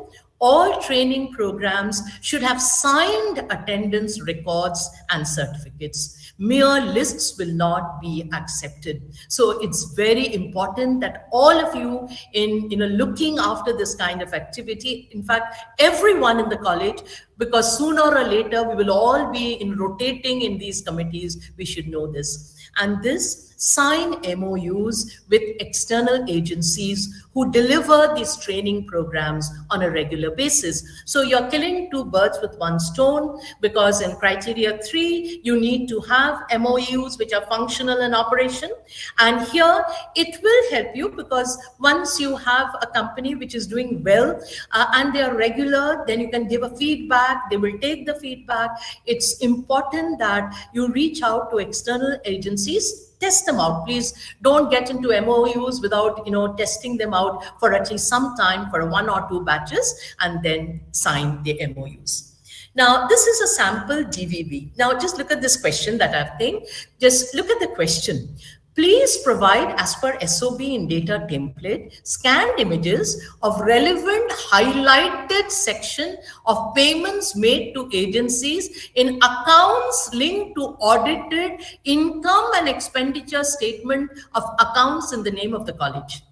So that means the agencies, the payment which is being made to them, which is going through your college account, it should be reflected in the income and expenditure statement. All these are things that we need to be careful about. Now, if you look at the third one, which is the percentage of students benefited, 5.1.3 with 10 weightage, percentage of students benefited by guidance for competitive examinations and career counseling offered by the institution last 10 years. Again, years, numbers, benefited, thankfully means enrolled or attended. It doesn't mean success rate. So I'm sure that all of you are smart enough to understand, if success rate they're not looking at, this is in our hands. Because when you're looking at success rate, a lot of it will depend on the student's output. But here you are just being asked how much trouble you are taking to conduct activities for guidance for competitive examinations and career counseling during the last 5 years. Right? And it's the same thing, you give the numbers. Now, what can the institution do? Now, this is again important. You have to have not just a placement cell. It should be career guidance, training, and placement cell.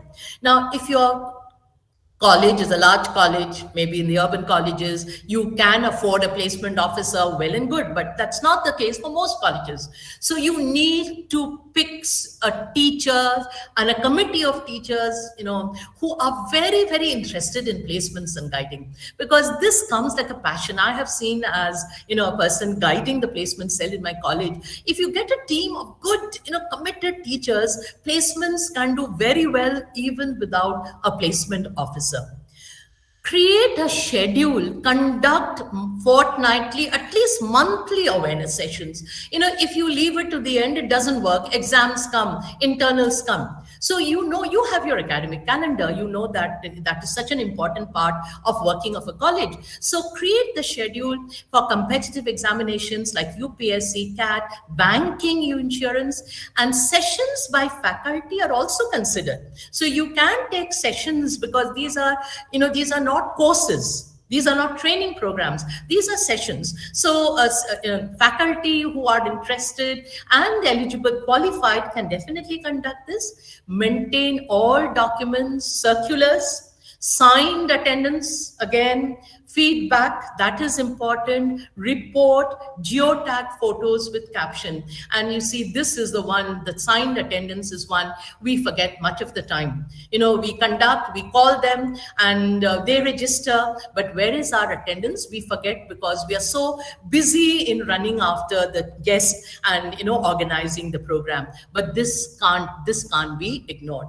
Set up coaching centers for competitive examinations, preparation with external agencies with MOU. I will come to this in a later parametrics when we're looking at competitive exams of higher order. Conduct career guidance sessions with industry experts. You must, because this is where our students benefit, right? Particularly, emerging areas, data analysis, risk management, cyber security. These are areas, and multiple areas now. These are areas that our students need to be, and I'm not talking only about elite colleges in tier A cities, our tier B, tier C, small towns.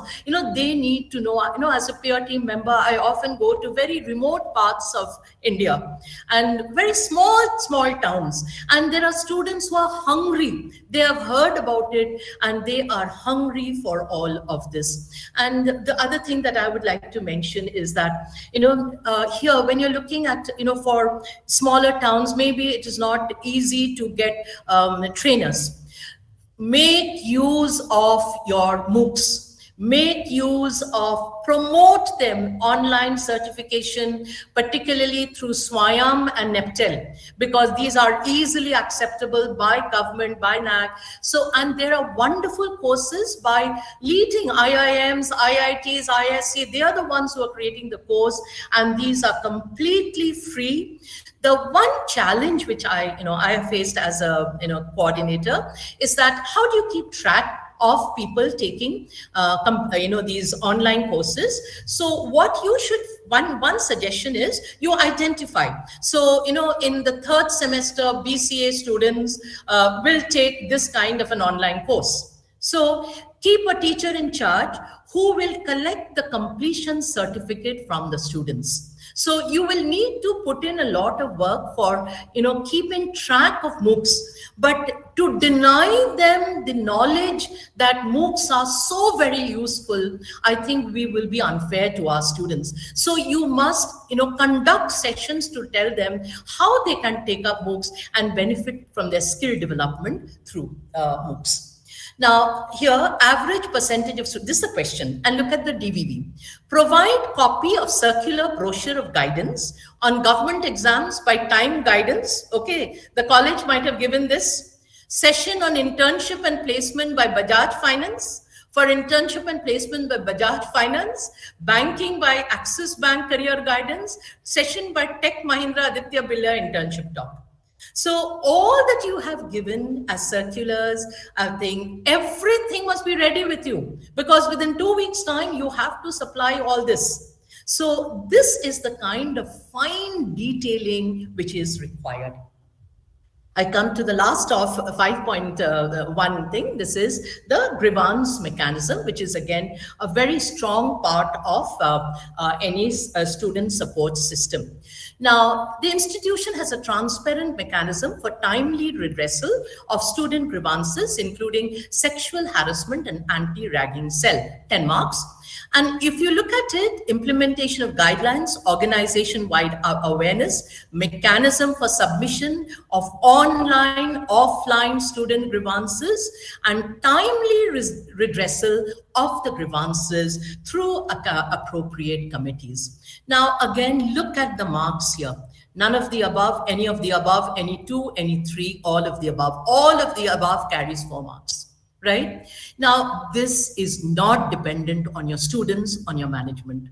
This is dependent on us, right? And we should take advantage of this kind of questions and see that we genuinely, not just as a show, genuinely and sincerely fulfill all these requirements. It is not difficult if we know what is required, right? So it's very, very important. So this is something that you need to look at. And what are the documents required? Constitution of ICC, which is the Internal Complaint Committee, Anti-Ragging Cell, and Student Grievance Redressal Cell as per guidelines. Now, statutory cells, you can have an SC/ST cell, you can have a minority cell, but these are the three absolutely important cells for HEIs and for NAC. So without fail, this is the documents that they are looking for. And what is important is that you must do it per the guidelines. Go to the UGC website, look at, they have guidelines updated on ICC, which is Internal Complaint Committee. Earlier, we used to call it the Anti-Sexual Harassment Cell. Today, you are going to use this term, and you can have a women's cell, but definitely this should be part of the statutory cell. You have anti-ragging, student grievance, and this is the most important of the cells for you all to show the functioning. Now, for this, the UGC guidelines on safety and security of women for ICC, it's very, very useful. Please go through this. This is UGC guidelines on safety and security of women in HEIs. And just 2 minutes, I'll just read out, how exact it is, what it's required, information about the ICC, its members, contact details via phone and email, details about the role and responsibilities of ICC should be prominently uploaded on the website of the institution. And there are many more very clear guidelines. Please go through this. And minutes of meetings of statutory cells. This is compulsory. You cannot just create it. You need to record the minutes of the meetings in a very, very official way, because these are statutory cells. And reports of student grievances, including sexual harassment and ragging cases, along with action taken report by committees, attested by the principal, right? And sometimes this is confidential. You can put it as a password protected document, and NAC will ask you for the password, because definitely some of these are very, very things that we do not want to share in the public domain, but it should be there on your website as a document. And as your supporting document, grievance redressal policy, report on various awareness activities conducted by the cells, and very importantly, online grievance submission link. Your website must have a tab on online grievance submission, because that is a requirement. Now, what can the institution do? One is, of course, what I told you, establish the statutory cells. Then frame the grievance redressal policy, clearly specifying responsibility, mechanism, action to be taken, upload on website. It should be on the website. Now, create awareness of the mechanism through posters. You should have, and there are actually posters available even on NAC website on all these statutory cells and no tolerance. So you can develop posters, and online grievance registration on website, suggestion boxes. You can and must, because many of them will not go for online registration. They might not even come to you with a complaint, but suggestion boxes, but discrete places. They should not be near any CCTV. That is one of the things that you should look at. And again, I've put 2 slides because I think this is such an important thing that we should need that. This is set up 24/7 helplines for sexual harassment and ragging. The ragging part, I think, largely refers to technical institutes, but it is a requirement. But this is something which you need to have on your website and posters. This is important. conduct regular, at least quarterly meetings of statutory committees apart from emergency meetings. And this should be a schedule. IQAC can create a schedule, otherwise we keep postponing. We keep postponing. If IQAC can create a schedule that on this date, this Saturday, second Saturday of, this quarter, this meeting will be held, and the minutes of the meeting, ATR, to be strictly maintained. Piyush sir has lots of very interesting things to say about it. He always says, keep it in the IQAC room. These are such important minutes that you should not just let it go out of the room. Let them do the work in the room itself, and you keep it in your IQAC room, because these are extremely important documents.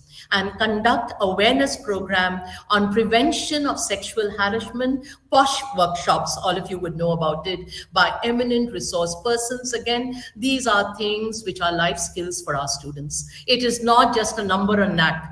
We need to look at all this for our students, and this is something which works so well with students. Instead of talking about it, conduct student activities like street plays, skits, poster competitions on respect for women, sexual harassment, on equal opportunities, and you will get students to come out with beautiful ideas, and they are applying themselves. And one point I always want to make when we are talking of student support, students should be active participants in student support programs. They are not just passive beneficiaries. They should be allowed to participate in all these activities and maintain a complete case of all major grievances. Remember, particularly sexual harassment can be a very, very sensitive issue between students and staff, among staff members, and the case might be called for NAC.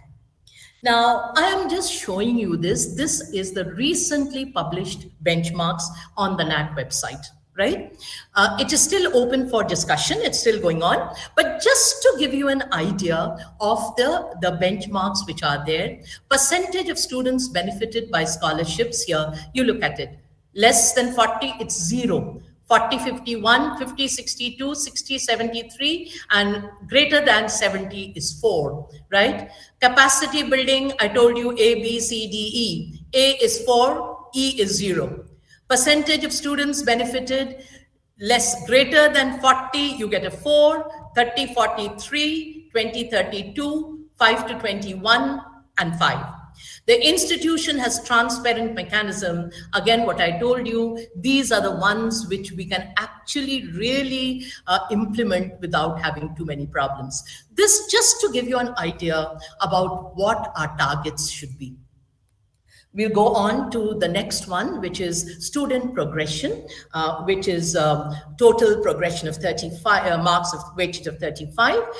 This is student progression. It's placements and higher education, and qualifying in state, national, international examination. So basically what we're looking at is vertical upward movement of our students, either into good employment or into higher education. Percentage, look at this, this is the on the SSR, as well as this is the data template. Percentage of placement of outgoing students and students progressing to higher education during the last 5 years. Fortunately, earlier, these were two separate questions. Fortunately for us, it's merged, because for many colleges, this can be a dangerous area, while many colleges have good number of students progressing to higher education. Fortunately, now this is a merged matrix, so you don't suffer too much if this is not as good as we would like you to. Name of student placed, stroke enrolled, program graduated, name of the employer, and with name of institution joined, pay package at appointment, and name of program admitted to. All this, even if I'm hurrying through it, it doesn't matter. This part of it is available for your data templates for your NAT. Now, look at this, placements facilitated through placement cell and pool campus drives to be considered. So if your students get placed on their own and are getting jobs, it is not counted. You have to show it is through the placement cell of the college. Multiple offers to the same student to be counted once. This is again something our bright students get 3-4 offers from the placement department, but it is only going to be counted once. And appearing, passing exams for higher degrees will not be counted unless admitted.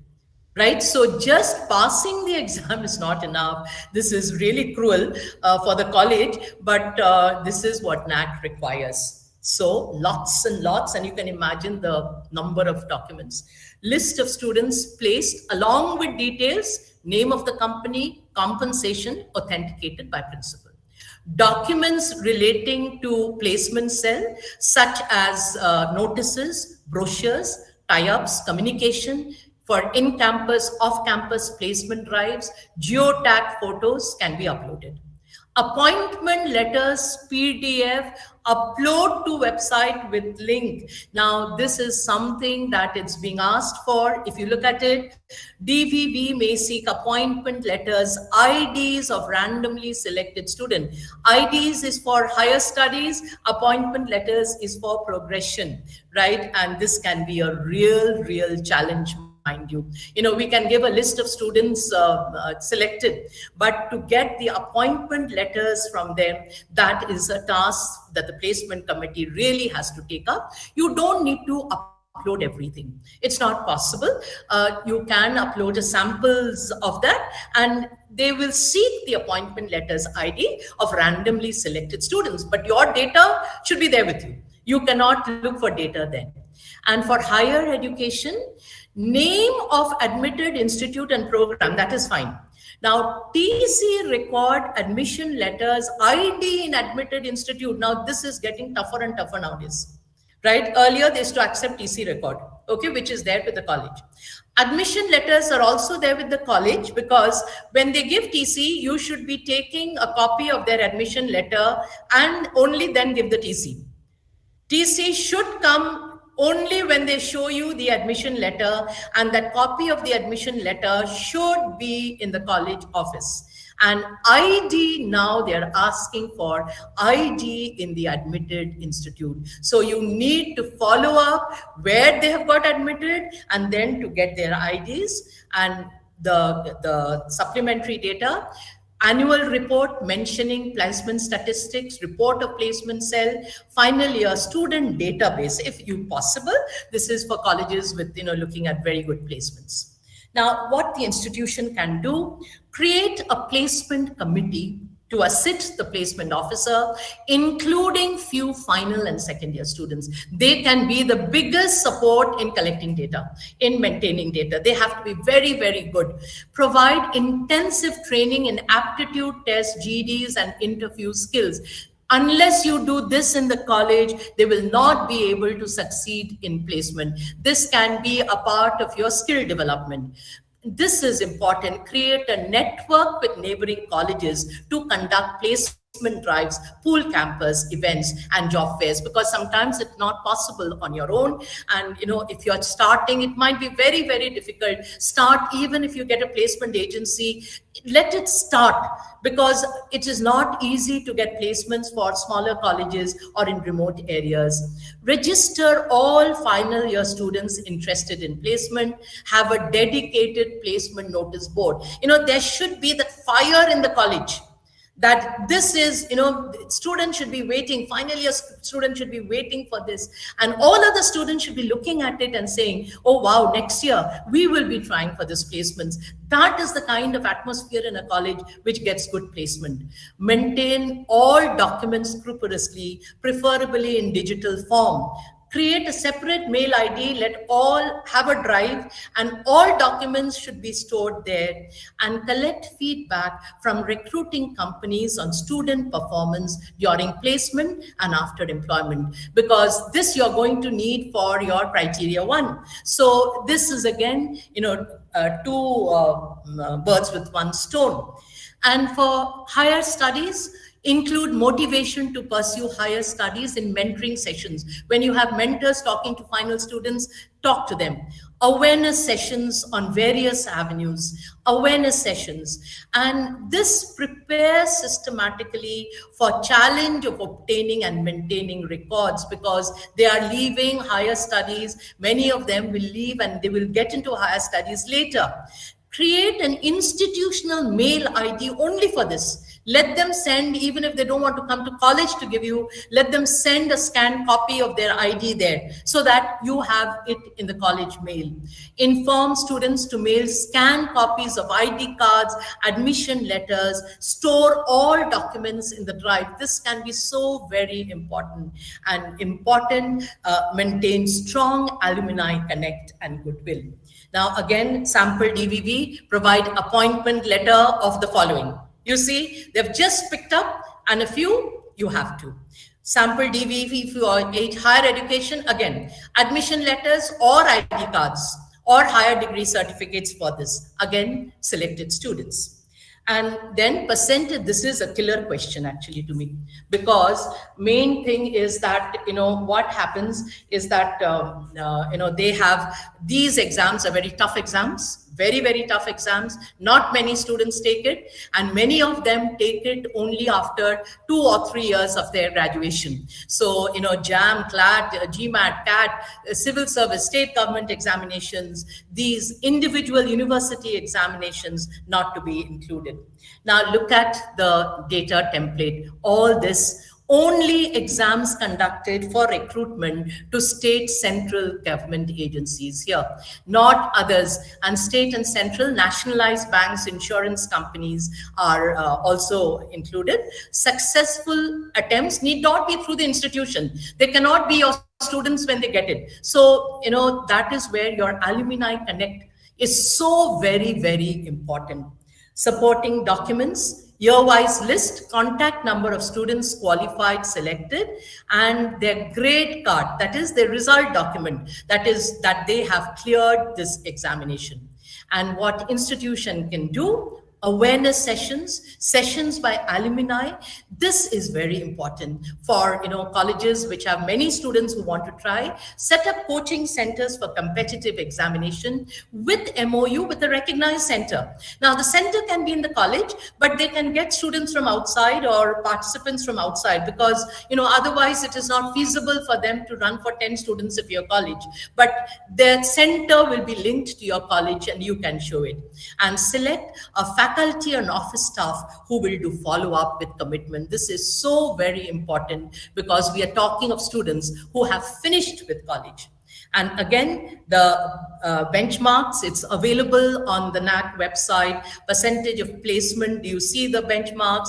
And percentage of students, 7%, 10% is very, very, very difficult for this kind of examinations, right? But we need to try. We go on to student participation, and this is 5.3.1, achievements 5.3.2, participation in sports and cultural. And what you see here is, what happens here, you need both breadth and depth. You need excellence because number of awards. You also need lots of activities in which lots of students are going to participate. So both have to be there. So here, name of the award, team, individual, and look at it. Only university, state, national, international achievements will be considered. And when they say university, is actually only inter-university participation which is considered. Republic Day and appreciation certificates from regional, local is not counted. E-copies, this is the only major supporting document they've asked for. E-copies of certificates, award letters to be uploaded, and you look at the media coverage, geotagged photos, you have a report of winners felicitation program, you have an annual report, and this is one thing I want to emphasize. Annual reports are very, very important because you should see that all data is there. Here again, e-copies of award letters. You see, you don't have to do for everyone, but they will ask you for the selected students. then this is again something which is in our hand.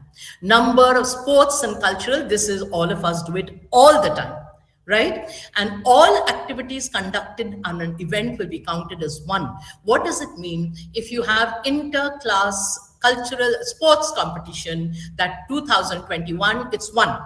But if you have inter-class basketball competition, inter-class football competition, and show it on different days, it will be counted as separate activities. And this is something which is so much in our hands. And we are doing it. All of us are doing it all the time. But what is the main thing now? Maximum participation in a maximum areas of sports and cultural. Because if you broaden that area, students who are not interested in football would love chess, will go for chess. Students who are not interested in dance will go for Mehndi. So you will get a large number of participation and report of events, list of students participated, signed by the head of this. Can you imagine what a killer this can be for a college? When we have 40, 50 activities per year, press cuttings. And for large data, DVV will seek participation certificates for specified students. So that means for every almost major one, you have to have a participation. What institution can do? Develop a comprehensive system to promote sports and cultural. It has to be a system which promotes, because you are looking at achievement as well as numbers, both. For achievements, you have to have a quota, preferential admission to students who have already excelled in these fields, arrange for coaching training for outstanding achievers, conduct as many inter-class competition, variety of sports and cultural, conduct inter-college fests, but this is again something that most of us don't know, include participants from own college. Right? So Jenny, what we do inter-college fest, our students don't participate, but your students must participate and support and motivate achievers through attendance concession, recognition, financial support. And this is the benchmark. And this is something, it is in our hands. This is one metrics, which is definitely key indicator, which is definitely in our hands because it looks at this average number. This is something, and here too, at least, some of it could be achievable. Come to the final one, which is the alumni engagement. Total weightage is 10. Now, this is something which can create a lot of heartburn in small institution. Let's try and simplify it. Registered Alumni Association. This is the only QLM. By the way, everything is database. This is the only QLM, but QLM also needs data.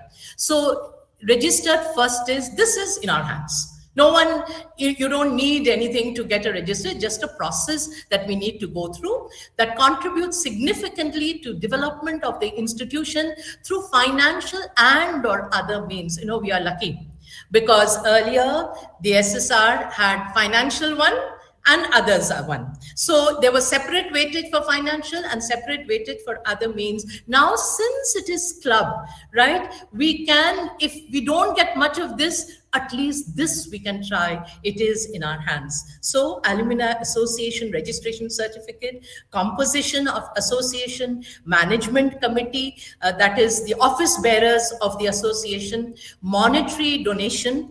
This is must. If there is monetary, year-wise list of alumni donors with amount donated, and audited statement, because either you have an alumni account by itself and their audited statement, or if it's coming into the college account, your income expenditure statement should be signed and this part should be highlighted. So what should you do? Records of non-monetary contribution, career guidance, guest lecture, assistant, reports of events and activities, geotagged photos with captions, and have a very live alumni page on your website, because it will draw other alumni, and an annual alumni association report. Now, what are quick suggestions for alumni engagement? How do you get them, right? And, we need to work on it definitely, but we can, at least some of it is possible. Members of IQAC, placement committee, guest lectures, some of your For each one, however remote our college is, there is 1 student, 2 students, 3 students who've done well in something. Get them to us. They'll be so happy to conduct guest lectures, to help your students to prepare for placements. And if they are in good positions, providing employment and internship opportunities through their network. This is so very useful for the placement committee. Get them to work along with the alumni. This institution scholarships for meritorious needy students from the alumni. This is again something which will help, and contributing through fund collection for special purposes like infrastructure, incubation center, labs. I know I'm thinking the time, but just one little story I want to share with, how this can help.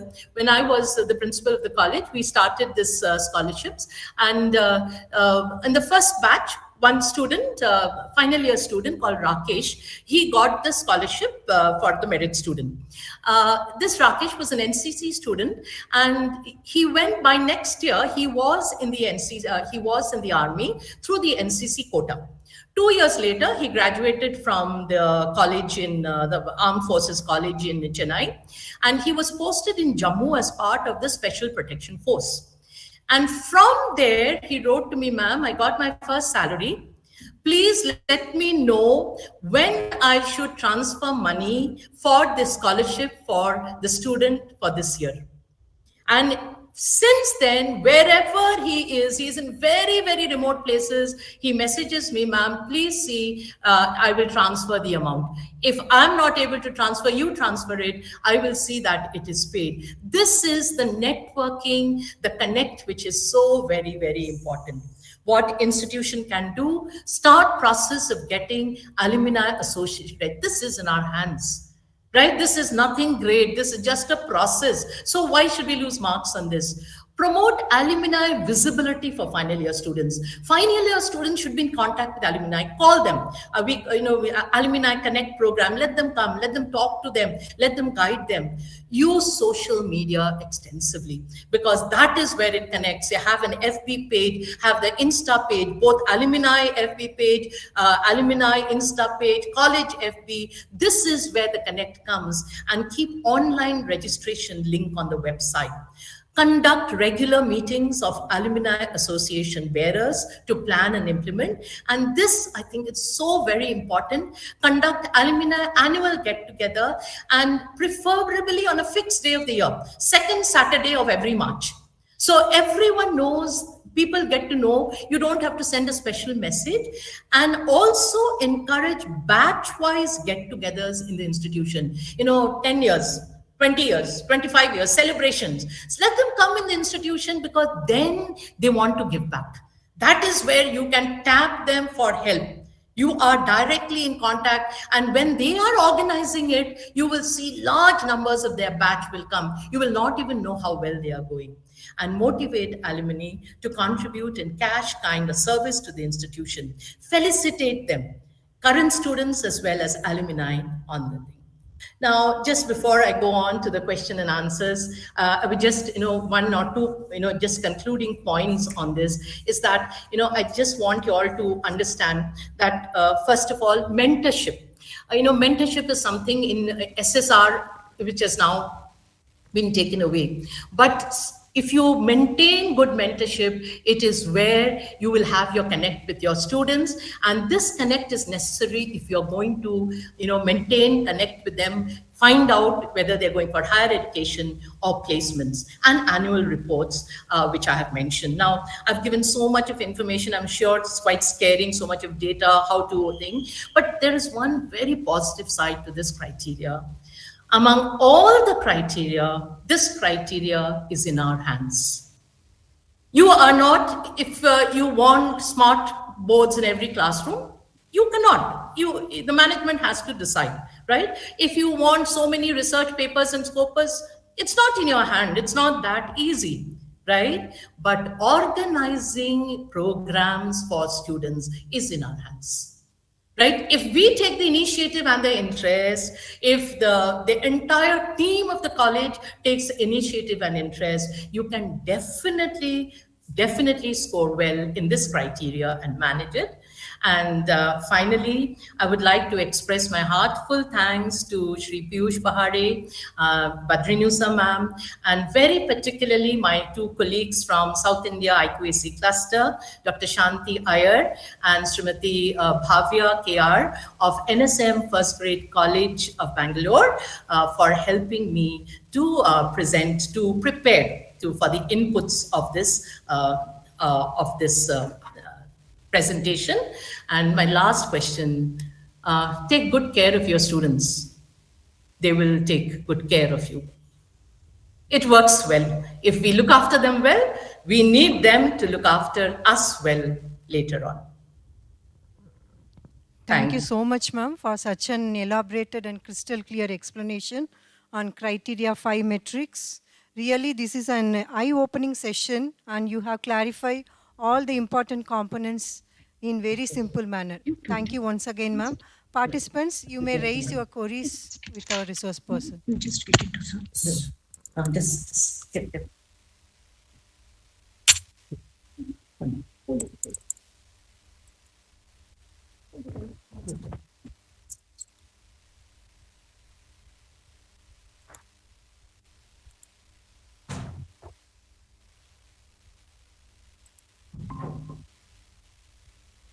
Sorry.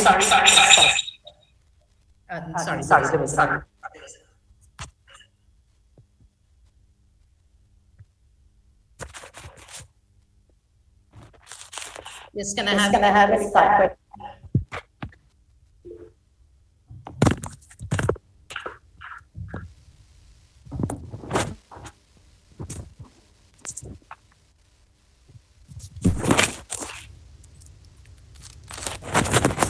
Any questions?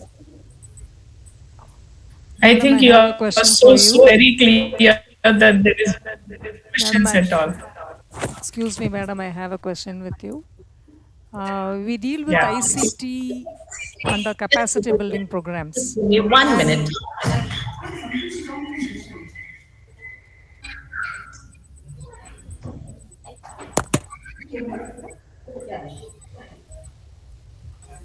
Yeah, sorry. We have ICT in capacity building programs, and we have another ICT in criteria 2.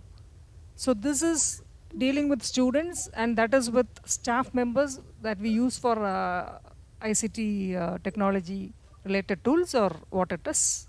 Or we should initiate the students to have their own tools and techniques in the classroom interaction, or it is only the certificate courses that we offer related to ICT? Good question, and I'm sure that Badrinusa can also help me with this, but that is in teaching learning, in which both teachers and students are involved. Okay. Right? So it could be how teachers use ICT and how you encourage students to use ICT. Okay. Right? Your ICT facilities are there in college, so how students, the presentations they make, right? The work that they do using, that can here. Here, in this case, is looking at ICT capability building. We are looking at training them, and then, as I told you, there could be different levels according to the requirements of the students.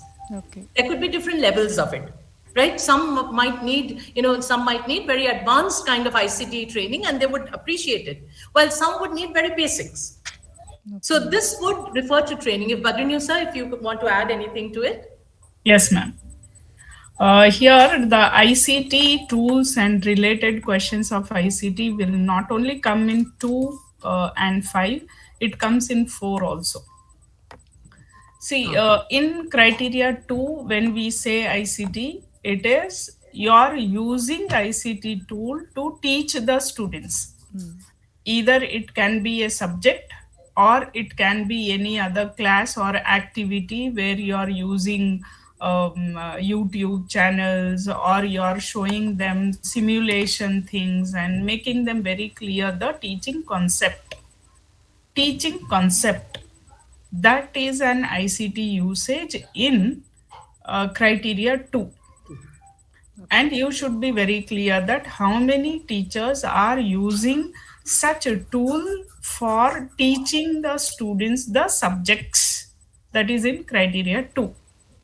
When it comes to criteria 4, ICT refers to that how many ICT tools you have, when you have purchased, how you have upgraded, and how you are looking for using technology and making your teachers and students to use the technology, and the management is giving that infrastructure Yes. to the students or the stakeholders, I say. That is in 4.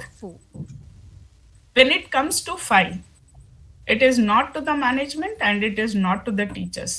It is purely to the students.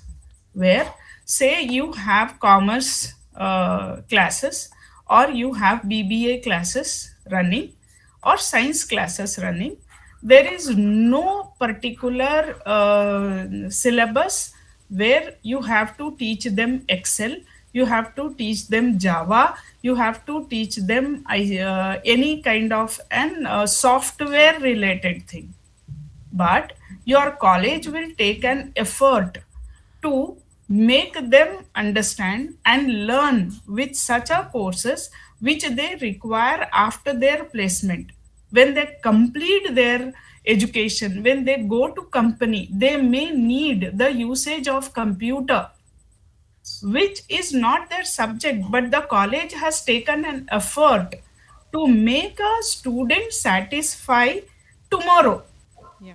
And remember the college, that the college has given that idea to them which was even not there in the syllabus. Like the courses of like if you take pharmacy colleges, they are using drug designing and all now using softwares. So if you teach them those softwares, when they join the company, they'll be using those softwares and they'll be thankful for the college, but it was not there in their syllabus. So such kind of any activities if you have done for the purpose of the student apart from the syllabus to make them ICT enabled of tomorrow, that is in criteria 5. I think I am very clear. Yes, you're very clear, madam. You're very clear. You Yeah. gave the differences in criteria 2 as well as in 4 and 5, the ICT to be used and implemented, and what we should do for the students for enhancing their skills in future. You're right. Right. And just one point to add, like when we are doing these high-level ICT, better to get for proper certification. Yes. Yes, it You know, should be it's the either microphone, yes. company, a specific company. That Yes. is where MOUs is required. Yeah. Like say, if you ask me, my pharmacy college has been tied up with 2 to 3 companies like Biocon, Wipro and all, who will teach them the present usage of the softwares, and they certify that. But And I ma'am- cannot add this certification course in criteria 1. Yeah. But I can add this in criteria 5. That's Ma'am, what and one more yesterday question I have have for you. given the answer. Is it, I mean, do we need the external agencies to be involved in all these certificate courses, or it can be done by the institution? It itself? can be done by the institution also. There is no such rule that only outsiders is required. Okay. But if there are some of the softwares which our institution cannot purchase, Yeah, yeah. so you can tie up with other people. Like a small thing like Tally, if you say, Tally is not there for BBA students, but we teach Tally because we have Tally in our institute. Okay. So our account section is using Tally. So we use account person only to teach Tally weekly once to BBA students. So it is our own internal resource. Okay. Not necessary that you should Go go for with external the agencies. outsiders only. Okay. If you have the experts in your college, you can design. Like, you know, what is that? Use of Google Sheet, use of Excels. All this we do Yes, ma'am. at inside, like in the college. Thank you, ma'am. Thank you. So I think we are at the end of the session now, and Excellent, Anuradha ma'am. Thank you so much. Thank you. It was a pleasure. Ma'am, I would like to welcome Mrs. Maheshwari, Department of Commerce SF, to propose vote of thanks. I think there is a question. There's a question from Shanti ma'am. May I? Yes, please. Okay. Anuradha ma'am, good afternoon. And Badrunisa ma'am, good afternoon. My one simple question is, you explained about the placement very nicely. Also spoke about the pool drive, that is the placement drive. We could either do individually in our college, but if the college is small, we can also pooling together many institutions. Okay.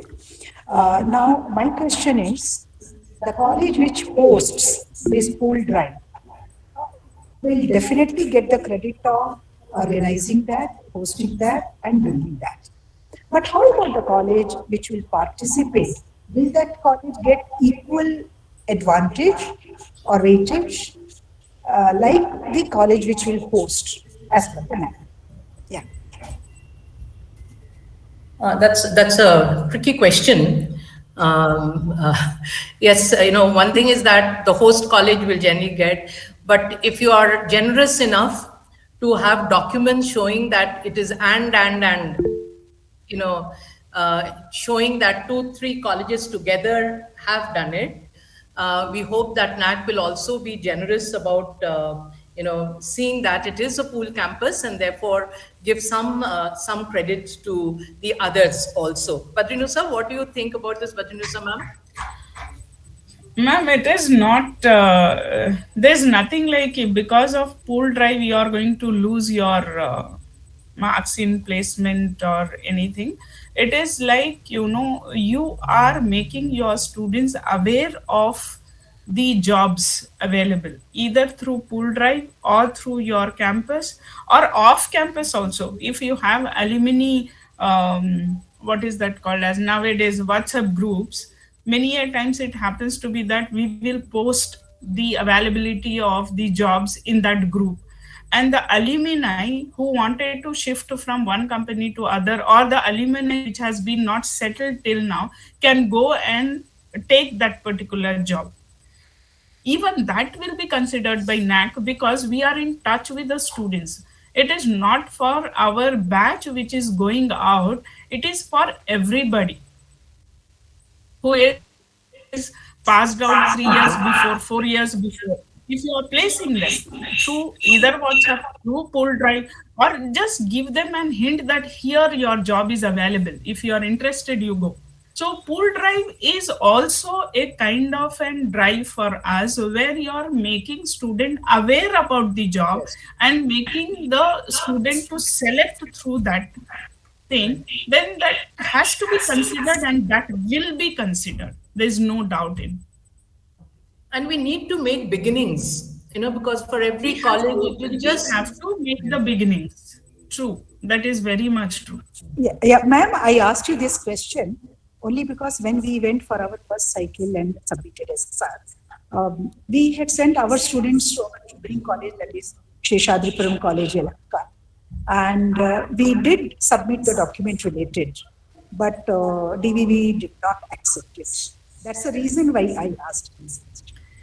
Yeah, sometimes it happens, Shanti ma'am, that DVV SOP will be something. Yes, and I think even being a peer team member, Anuradha ma'am has to accept this. Yes. I'm not against the NAC, but there are few incidences for many colleges where their SOP is different and their way of taking our documents are different. I also suffered, I think I have discussed with Anuradha ma'am last year when I have done MBA, this one, IPR and research workshops, which has been not mentioned in SOP for 5 days, but they have not accepted us saying that it is not 5 days. Right? So this happens, ma'am, that only NAC can answer. Yes. Yeah, I think this is a brilliant answer. I thank very personally for this brilliant and excellent is no word for a peer team members presentation. Yes, that is very secondary. The thing is, our teacher and principal for so many years, and NAC, dealing with NAC for so many years. And just one final, I know I've overshared. This is another anecdote I want to share with placements. I used to run the placement cell in my college before I became principal. Right? There was no placement officer. We had a placement committee. Then we were getting good placements. I'm fortunately in Bangalore. Then one alumni association day, one girl came and hugged me. And I said, and I hugged her back and she says, ma'am, my father is an auto driver. Because of you and the college, I got a placement in JP Morgan. And today, the entire lifestyle of my family has changed. In my 37 years of teaching, these are the things which I treasure and which I feel that all of us as teachers, if we keep it in mind, then all this will not become NAC oriented. It will be for the good of our students. Brilliant end, ma'am. Excuse me, ma'am. Yes. Since you mentioned this, I have a question. We are also a college of education and we have a placement committee. But whenever there is a question, whether you have placement officer, we are always writing the name of the in charge person who takes care of placements. Is that okay? That's okay. Because all colleges cannot have designated placement officer who doesn't teach, who only does placements. Correct. You can definitely. Another thing is, since you are experienced as a principal and heading this department, a lot of times it happens that collecting data from the students once they're out of the institution becomes very, very challenging. And in spite of telling the schools, we are a college of education, so obviously our recruiters are the school principals. Even though we mentioned clearly that the appointment letter should be sent to the student via college. But still, we are not being successful at that for so many years. We are trying very hard. So any tips and tricks for this? Look, how can we? It is a challenge because it happens not just for teachers, it happens to all kinds of placements because you tell the company to send it to you. Some companies do, some companies will do it directly. Okay, the only thing is, promote the idea of an institutional email ID for placements, in which, right from the final year, students should know that whatever they're doing, they should mail it to the college placement ID.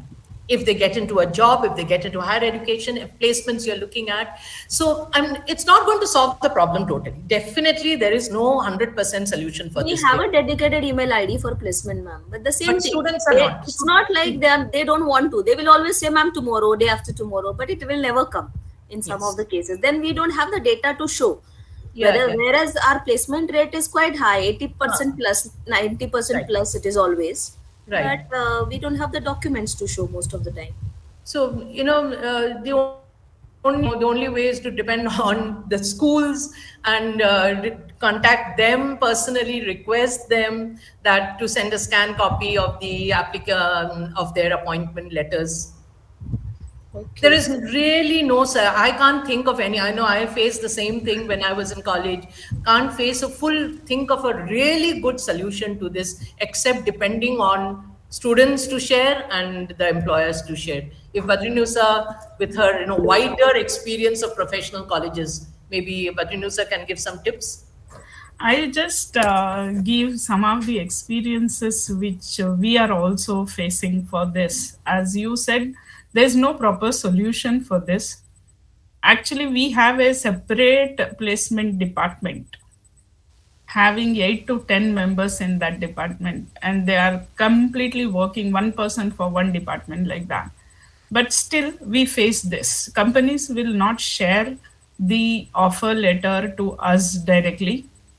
Many a times it happens.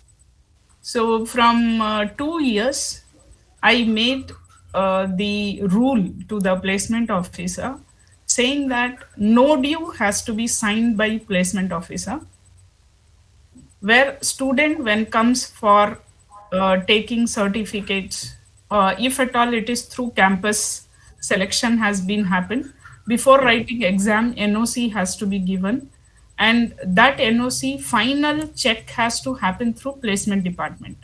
When the student go to placement department will not sign till they submit their offer letter.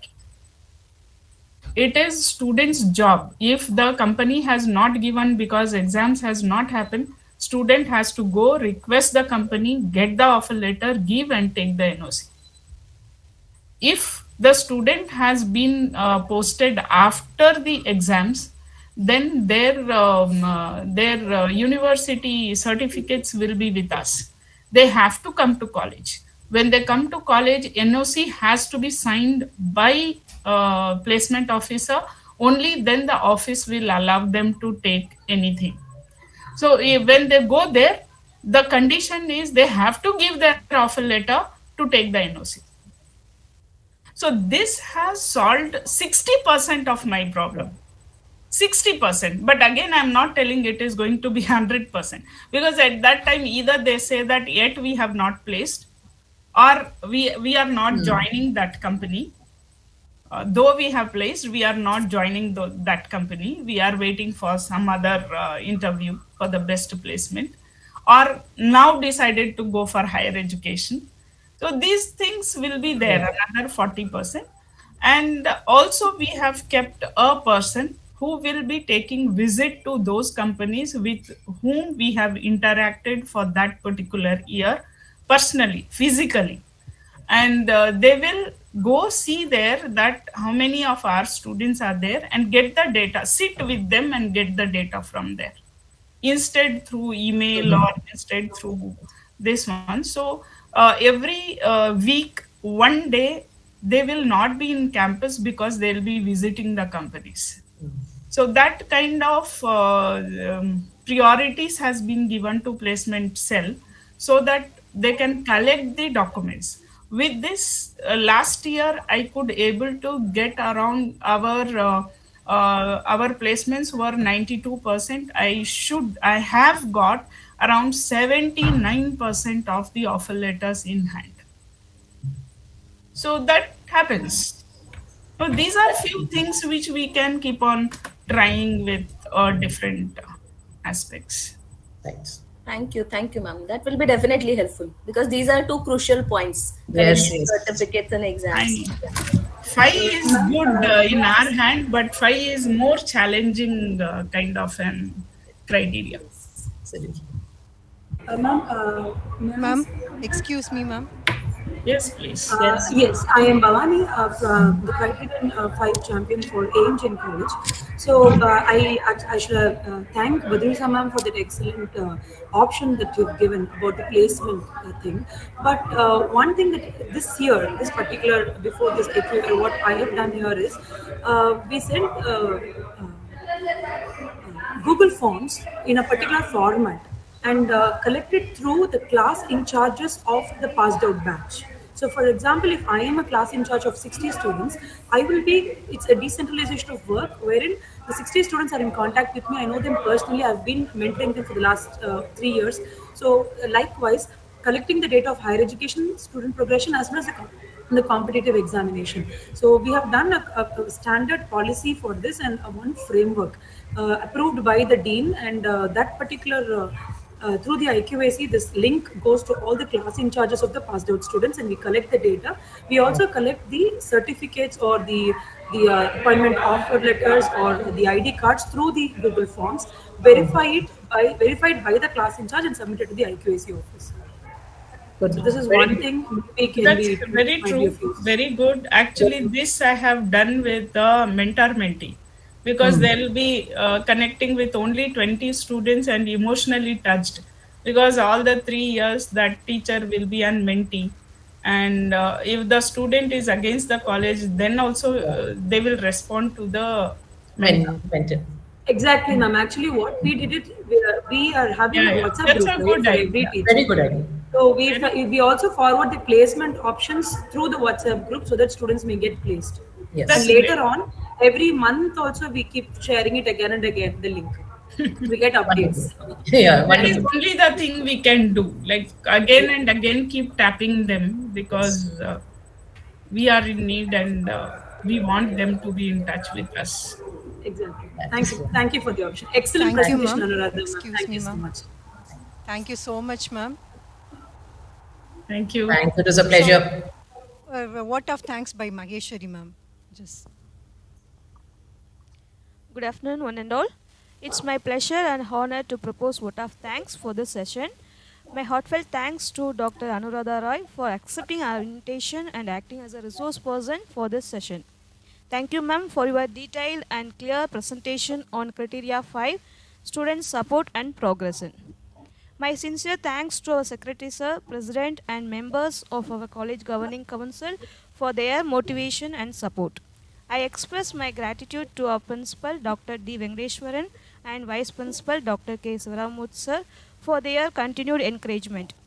I express my heartfelt thanks to IQAC Coordinator Dr. P.R. Suhanya and Assistant Coordinator Mr. R. Vishnu Shankar and Criteria Heads and members. Special thanks to our technical support team. Thank you, wonderful participants, to your active participation. Thank you, one and all. Thank you. Thank you so much, ma'am. Now the session concludes and afternoon session will be commenced sharply at 2 o'clock. Now it's a lunch break for every one of us and we shall meet again for the technical session 6. Thank you very much. It was a pleasure being here. Thank you for being with us, ma'am. Thank you so much, ma'am.